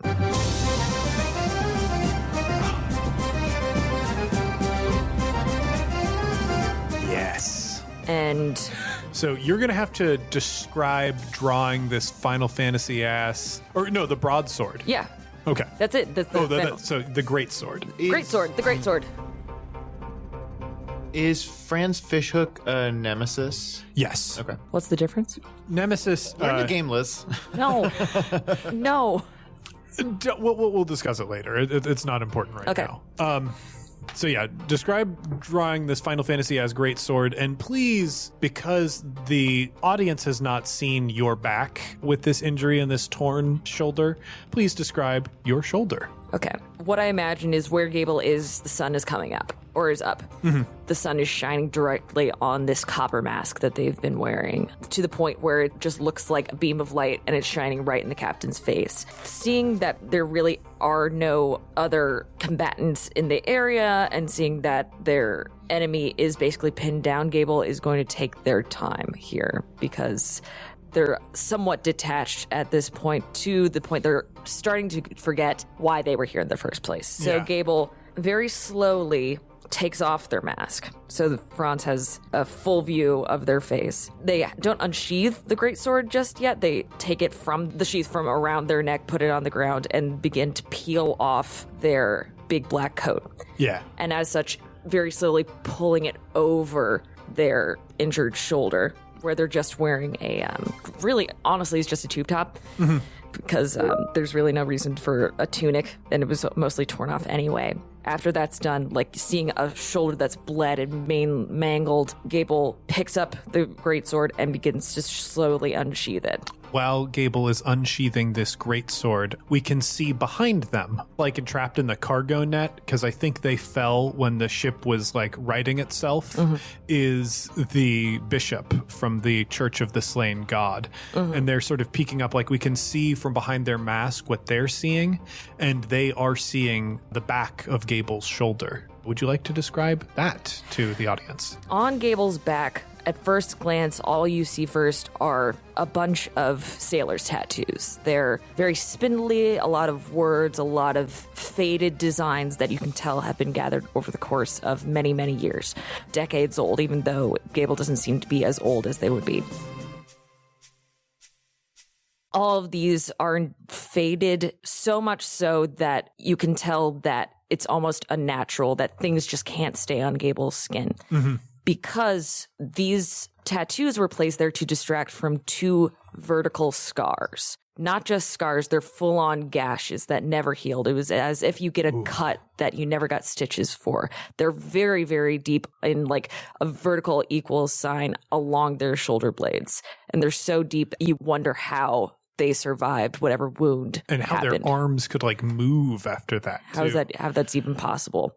Gable stretches their arms with one broadsword in hand, both arms out, and then prepares for a very fatal blow. All right, roll this attack. Okay, so I need 2 more blues. It's only 2 blue dice. No, but I maximum. get I'm duelist advantage. So in which case, upgrade one of your dice. So this is heavy melee. So that would be This is against 2 purple.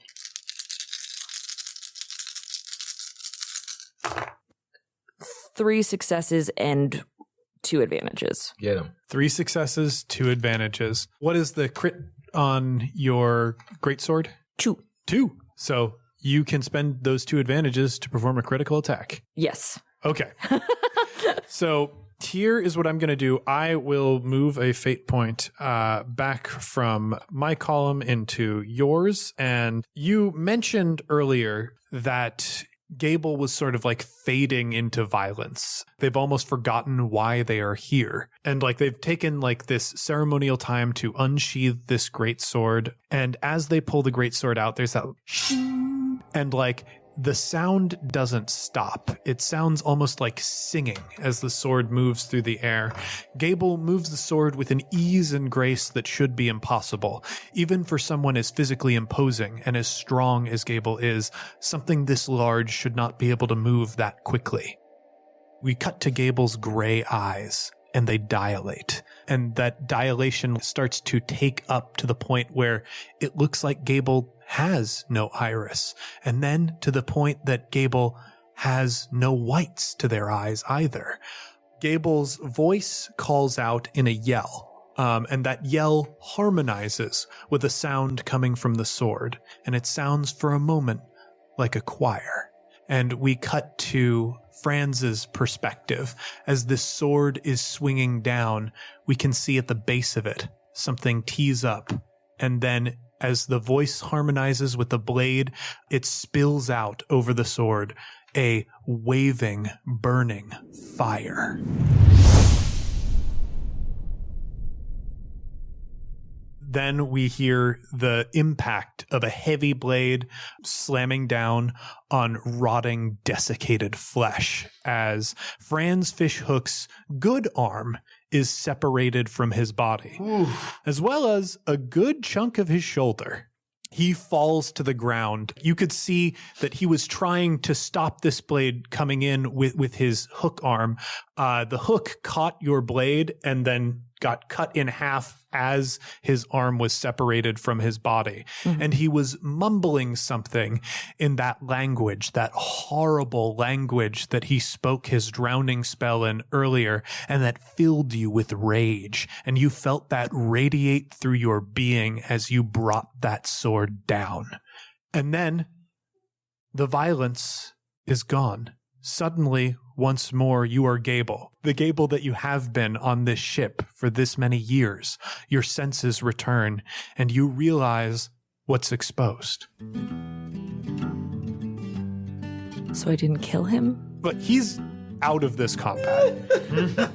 He is out of this combat. I wanted to cleave him in Oh, two. no, I wanted his head off. I know you wanted his head off.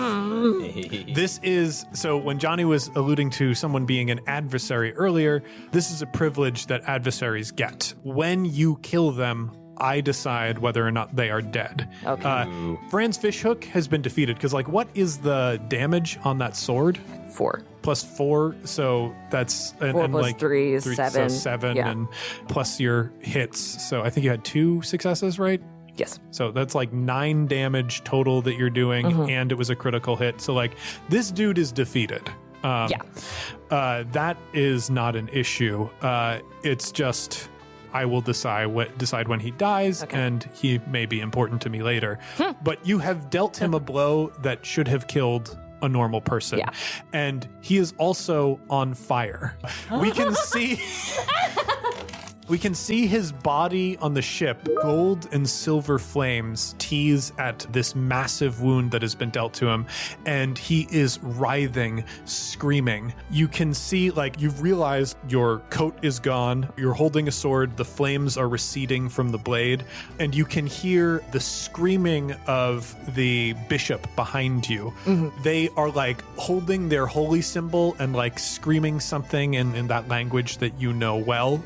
So like suddenly your senses have returned. Yeah. What do you do? Okay. I whirl around, I see the bishop, and I very quickly come to my senses and sheathe my sword and rush over to him because I want to throw him over the side. Awesome. I don't even think we need rolls here. And I think because the big bad has been defeated, we can drop you out of initiative. Like, so you've sheathed your sword, you've put that back. I feel like I haven't put the coat back on because that's kind of a lost cause at this point. I feel like you picked up the coat and you slung it over a shoulder as you walk over to this bishop. You bend down and pick him up. He is babbling at you.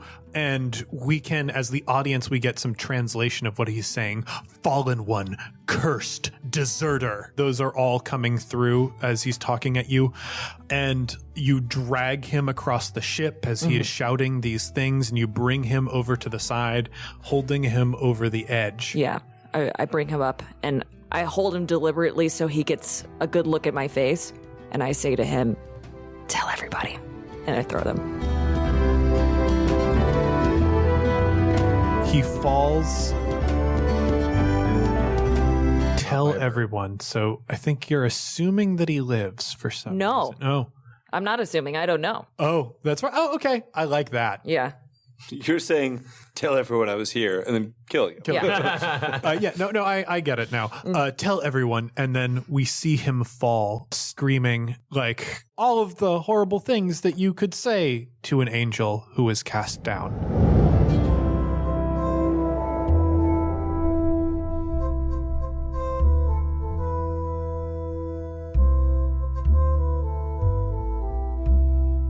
Screaming human. Ooh. Yeah, it's very strange. The peacock drifts off, and we cut back on the top deck of the ship where Nodoze is standing behind Gable. I turn to Nodoze, kind of realizing that he's still there. I turn to him and say, I need some help. And I collapse. Dang. Nodoze, You're so big. yeah, Nodoze like struggles under your weight. You did seem too strong. And he like holds you close to himself as he struggles to like move your body away from the edge of the ship. And the only thing that he can think to do is like go back to his spear and like lash you guys to his spear so that you can just like be cut adrift. But as he is struggling to move your body across, we can hear the shouts of men who are now pouring onto the top deck of the ship. Nodoze's spear is on the other side of the deck. He's got his arms full of you and you have passed out. He is preparing himself to meet death. And then the call of, what is the name? Metatron. The call of the Metatron. Metatron. The voice of God. It pierces through the air, and you can see like these two big talons just grab up both you and Nodoze, and with several mighty beats of its wings, it manages to pull away from the side of the ship. As we can see, it is laboring under immense weight. It could carry Gable. It could carry Nodoze. It could carry them both together, no problem. It labors because in its beak is the bleeding and badly wounded form of Wendell Bard. Oh, what? If you had chosen Metatron earlier when you were picking your bird, I don't think the peacock would have been able to save Wendell, but the red-tailed hawk definitely was. So it pulls away from the ship. And we now cut to, I think I want Dref to witness this more than anyone else. Because you were the one that escaped first. You getting your bearings, it's terrifying being on a bird generally. It's struggling under the weight of 3 fairly large people. Nodoze is not very heavy, but certainly Wendell is heavy and certainly Gable is heavy. And the Metatron is struggling to get to the elevation the ship is at. You can see it's currently circling over the area where the extractor is floating, trying to ride the thermals coming off of that to get some more height, but it's having to flap a lot. You see this, Jonnet, definitely. You know, it might be a long shot for that bird to actually reach the ship. And you can see through your spyglass, it could have to drop Wendell. Jonnet like peeks up from the front of the ship. Is Mayday applicable here? Yeah, kind of. Yeah, sure, why not? Yeah. He peeks up over the side of the ship. Mayday, Mayday! What's the name of your bird? Mine? Metatron. Metatron. The Metatron. I don't know. I can't see why, but it's having a hard time getting up here. We got to drop the ship, or we need a rope or something. Make a leadership roll. Our Bippy.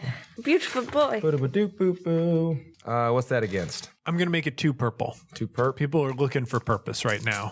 And they are sort of moving in that direction anyway. Ooh. Oh, yeah. So that's a triumph, a success, and 1 disadvantage. Hell yeah, dude. People are going to respect, like, I think you start shouting that and you realize the chaos of the moment a little bit. You know, the captain is not there. People are moving around, but they don't realize this is a crisis situation. And some of your earlier shouts got lost. What do you say that gets people's attention and moves them to action? Can I like pick out 2 crew members that like I kind of already know, and just like in a moment of just like I like grab these 2, like you 2, focus up. We got to get names for these people. Oh yeah. Are they new people? Okay, new people. Yeah, we have not seen these. We have not encountered these 2 people before, and they have nicknames, and those nicknames are like they go together, kind of like salt and pepper. Like, like sneaking 2 bike. yeah. Let's just start. It starts now. Daisy Fuentes. Daisy and Fuentes. Daisy and Fuentes. Hell yeah, dude. Okay, so these are 2 permanent crew members now, Daisy and Fuentes. Until they tragically die. One is impeccably tall and skinny, and the other one is very stout and muscular. Okay. But no Daisy's one knows which is which. we assume, but you know what happens when you assume? You get it wrong. They both have unibrows, I think. Nice. And they connect. When they from stand next one to head each other. the other head. It looks like just one big brow. Well, and since one's taller and one's shorter, it looks like someone's very inquisitive. Yeah, they always cock their heads to the side to account for it. This is insane, right? Yeah, I think you've made it insane These are enough. real humans, right? Yeah. So yeah, Daisy and Fuentes sort of stand to attention. Like they look at Jonnet. Daisy, Fuentes, look alive. We've got the Metatron that's having a hard time. We need to get some lines down to them. Stat! So Daisy and Fuentes sort of look at Jonnet, who normally they ignore. Do you see me stutter right now? Yeah.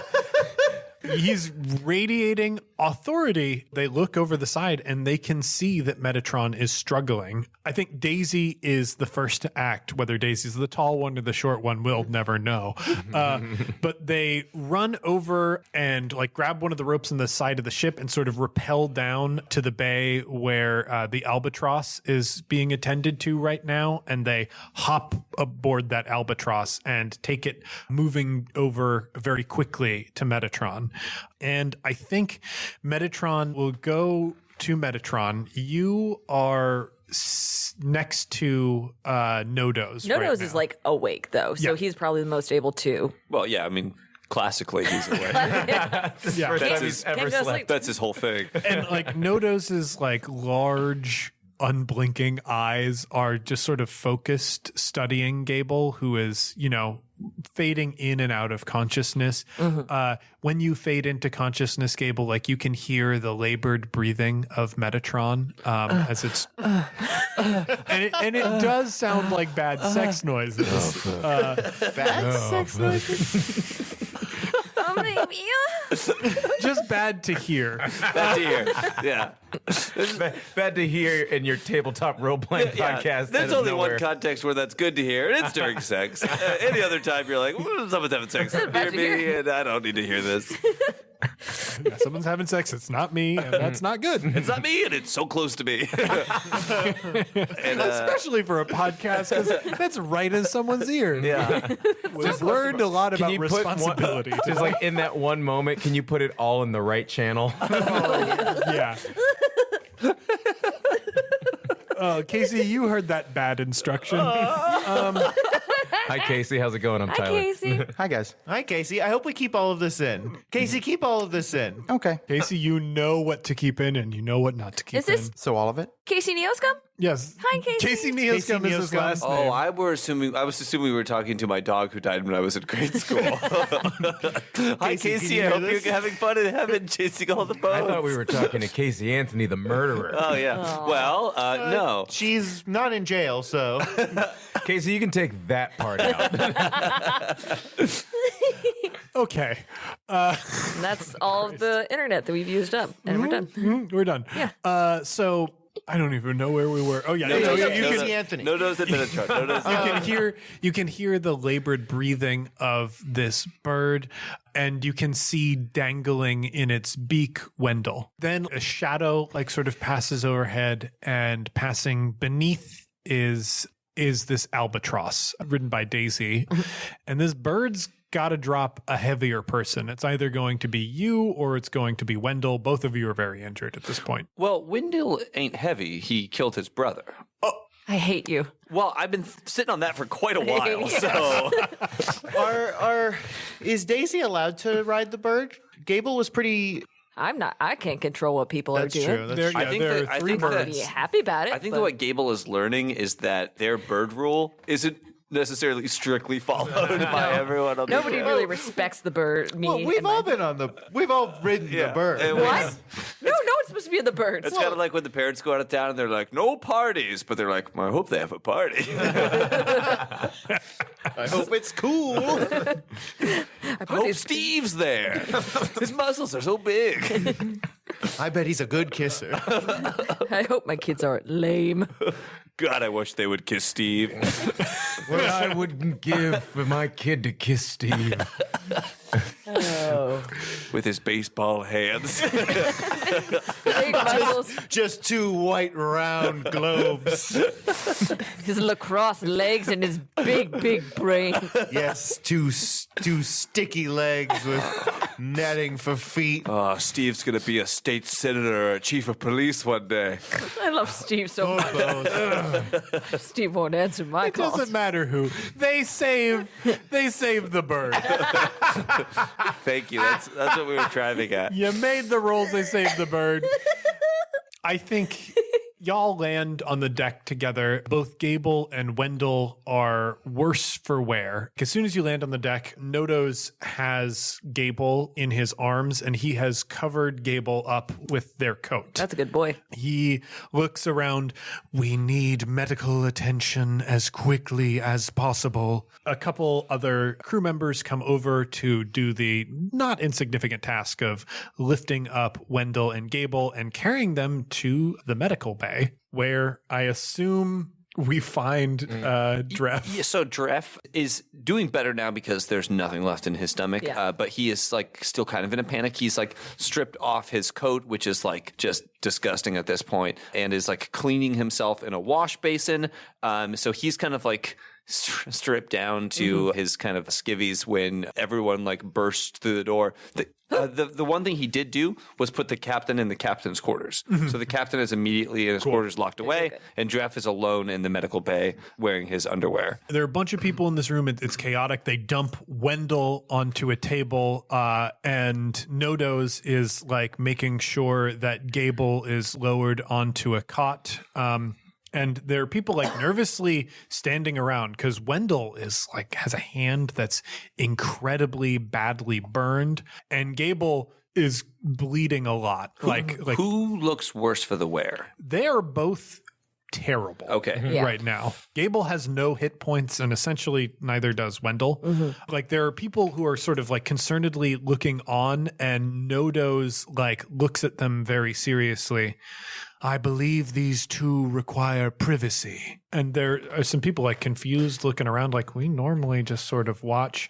We love watching surgeries, please. Dref kind of snaps like into it when he sees how badly injured they are, and he says, clear the chamber. Nodoze, to me. Yeah, and Nodoze like waves off the others and closes the door. How can I assist you, physician? Dref like points to like one of his cabinets. In there, you need to administer both of them the sleeping draught. They should be asleep for what is to come. He nods and he grabs it. Are they both still? You're both still conscious right now? Yeah. I think Wendell's out. Yeah, he Wendell is definitely out, but he administers this treatment to Wendell first and then moves over to Gable. And like he makes eye contact with Gable briefly before turning to Dref. This one may be Nodoze. It's fine. And I do the gimme motion to have him hand me the sleeping draught. He passes it to you. And then I drink the whole thing. And I peel off my coat and say, you might want to catch him. Yeah. He grabs it and helps you lower yourself back down and turns to Dref. Have you operated on this one before? Dref has not, correct? Because you've been very like.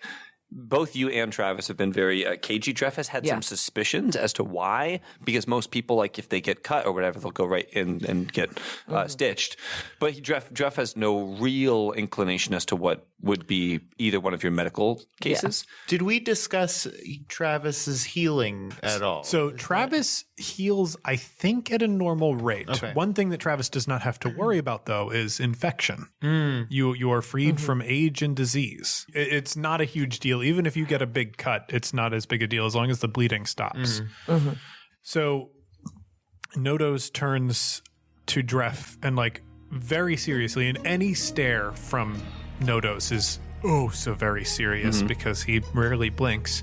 This one's physiology may be unusual. I'm right here. That drought works fast though, so you're But I'm also 7 foot tall. You drink the whole thing, Yeah. which you weren't supposed to. But it's also it's also this is not only to put you to sleep. It's a powerful painkiller as well, and the painkiller is kind of what puts you to sleep. It has to be some sort of like opioid of some sort, so it'll hit you pretty quickly. Yeah. But yes, continue. Yeah, you can be barely conscious. I think you should be cautious as Cat gut. Just get me cat gut and no more talking. right away. What are the extent of each one of their injuries? So Wendell is incredibly badly burned. His hand is swollen to the point where it's almost unrecognizable. If you were an average physician, you would have to amputate at least the hand and probably more of the arm. Yes. He has also been cut pretty severely.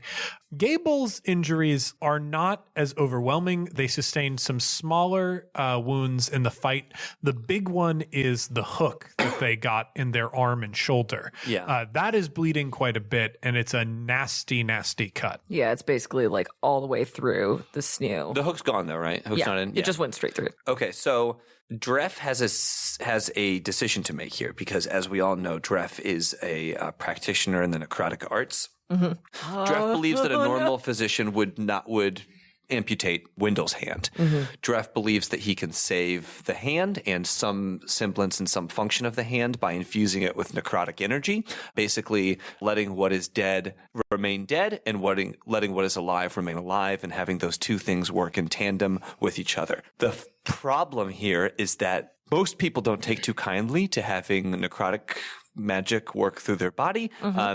Wendell would definitely have a dead hand for the rest of his life. That would, you could amputate it at a later date, but it would be incredibly painful because he's basically fusing living tissue to dead tissue. Dref is very worried about doing something like this, and he doesn't have anyone in this room that he can talk to about that. But also, what an opportunity. Exactly.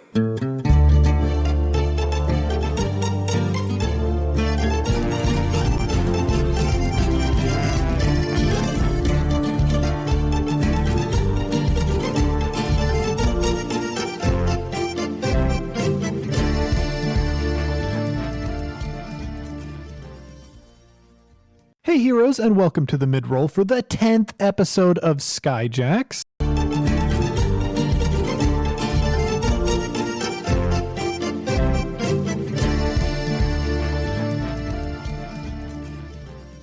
So this person is also passed out. So, he is a physician, and a physician must heal.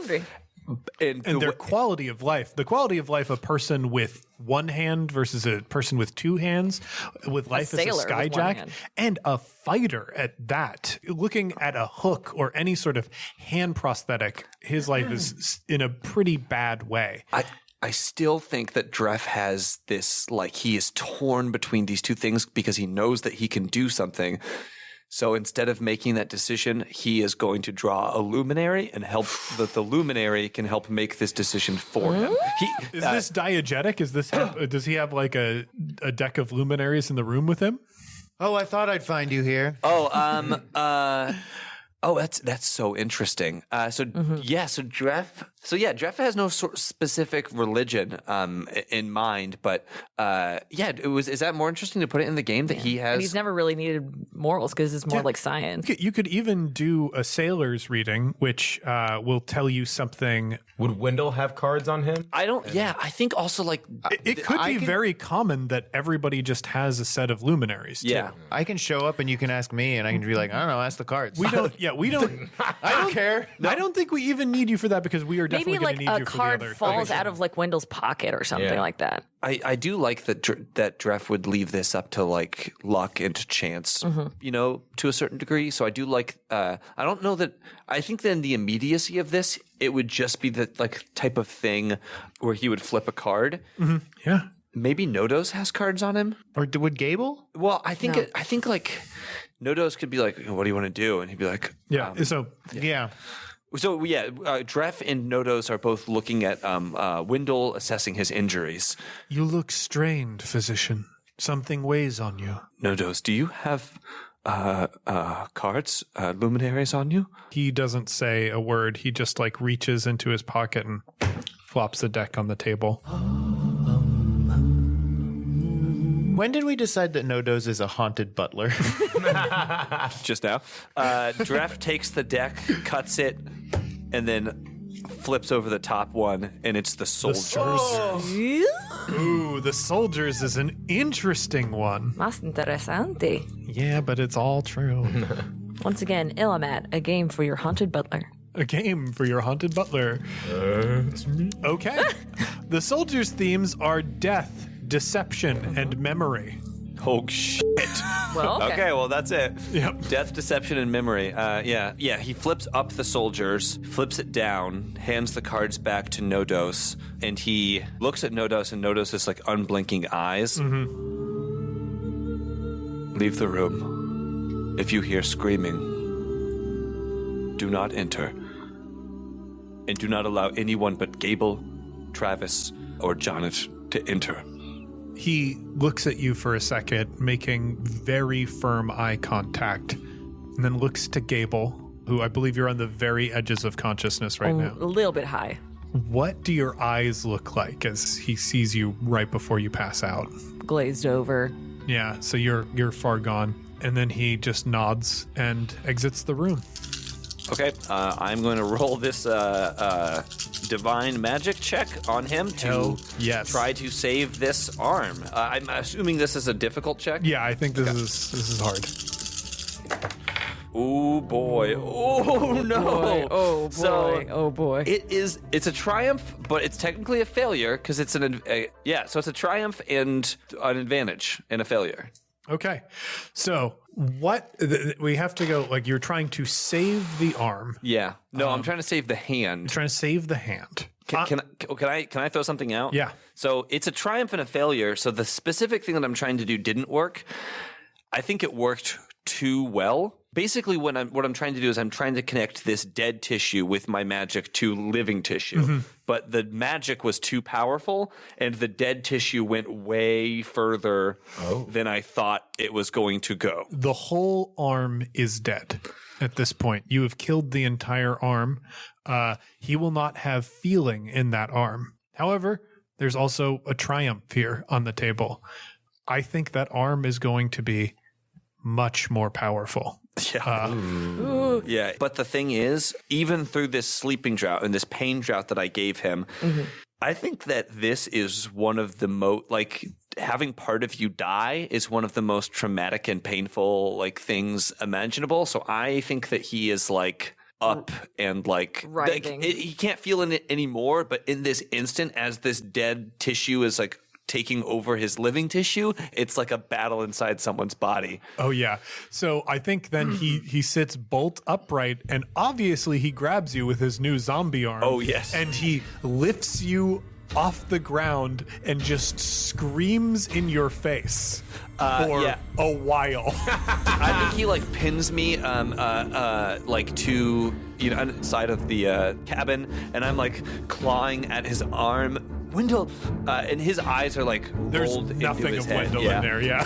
I'm trying my best to like snap him out, but like nothing is working. I think he's like starting to choke me too, so like now I am starting to like, and that took strain just to do that. Yep. Oh god, yeah, you don't have much strain left. No, I do not. So I'm like losing a little bit of consciousness too, but I think after like at the verge where I am going to pass out because he is choking me out, that is the moment where he finally like collapses. The effects of the medicine overpowered the effects of the pain, and he is out again. You're probably still a little bit conscious for this. So I look at Draft and say, I don't want to do that. I don't want to do that. I don't want to. Also, like, I think this is through a medicine-induced haze, but like, you recognize trickling through it the familiar blasphemies that he whispers over the captain. So I feel like that is also part of you expressing it would be a very bad idea to use that sort of magic on me. For your injuries, they're not as extreme. I can just use medicine checks to patch you up. So what I'm going to do here, tell me what the difficulty on this one is, James. Difficulty on this one, I think it is also hard. Okay. We'll see how well I do. Oh my God. Wow. You're having a great day. Could I have used some of those advantages maybe to throw a blue dice yeah, onto this absolutely. next one? Boy. Okay. So this is not. How many advantages did you roll? On that last one, I rolled 2 advantages. So I think you can take 2 blue dice. Okay. Please. I think it's... Okay. So that's it. Passes. It passes. It is 1 success and 2 advantages. So you are going to be able to recover. I think it's, I don't know how many hit points it is, but it doesn't matter because we're not in a situation where that's going to matter too much. You are going to be able to stabilize this wound, stitch it shut. Yeah, I use the catgut. I start stitching. I apply salves and bandages, compresses to both sides of the wound. I clean up some of your more minor superficial I've got lots cuts of cuts on my torso.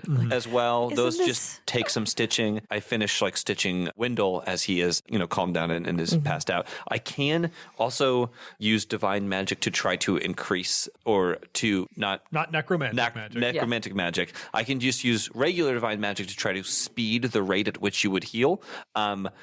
Because I am, after all, a cleric and I do know, good magic as well.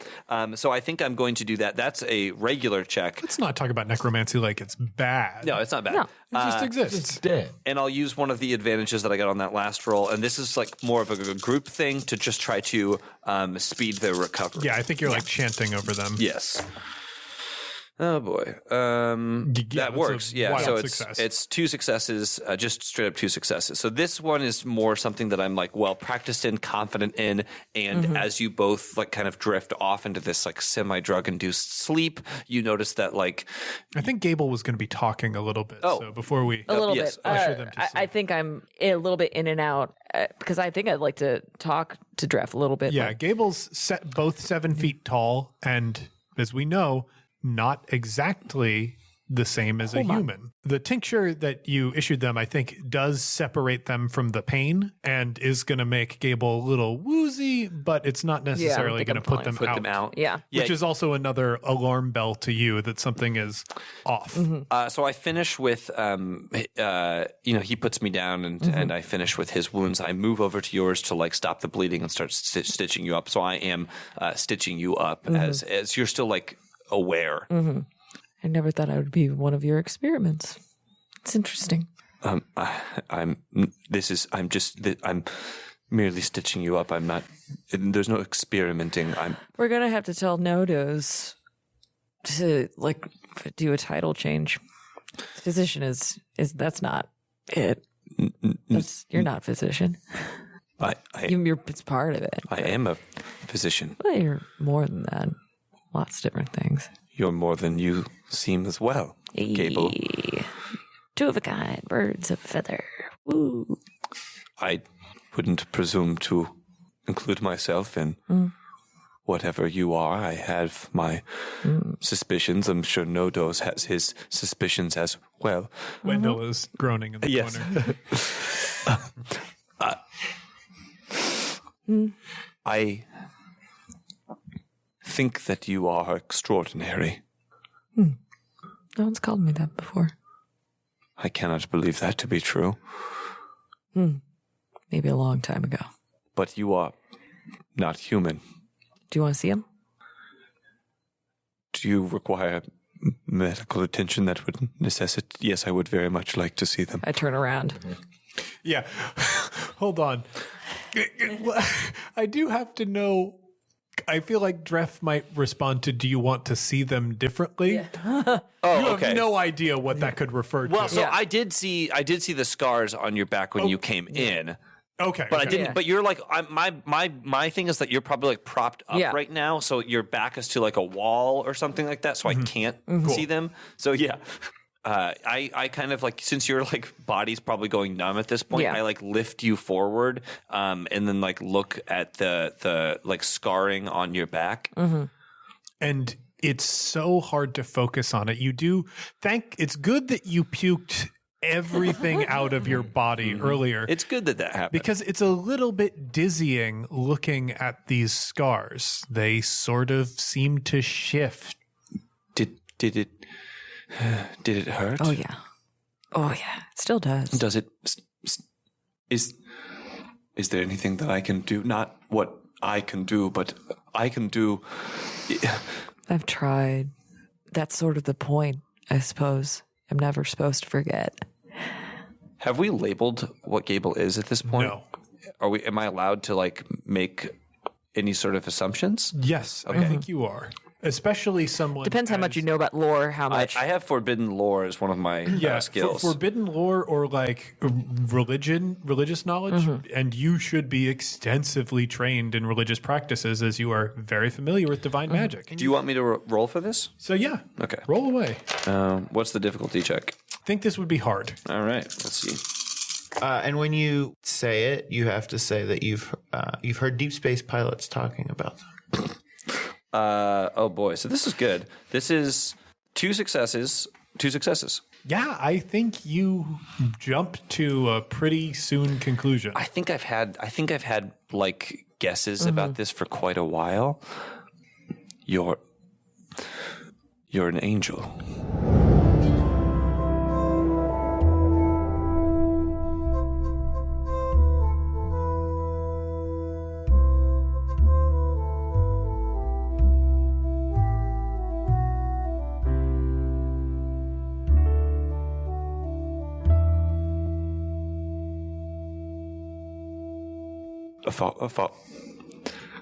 Fallen? Is that you never exist? thought about what I'm supposed to be called now that I am the way I am. I guess that's the most accurate. You had wings and your wings are gone. Oh, yeah. Oh, yeah. And Travis is a fallen angel as well? No. No.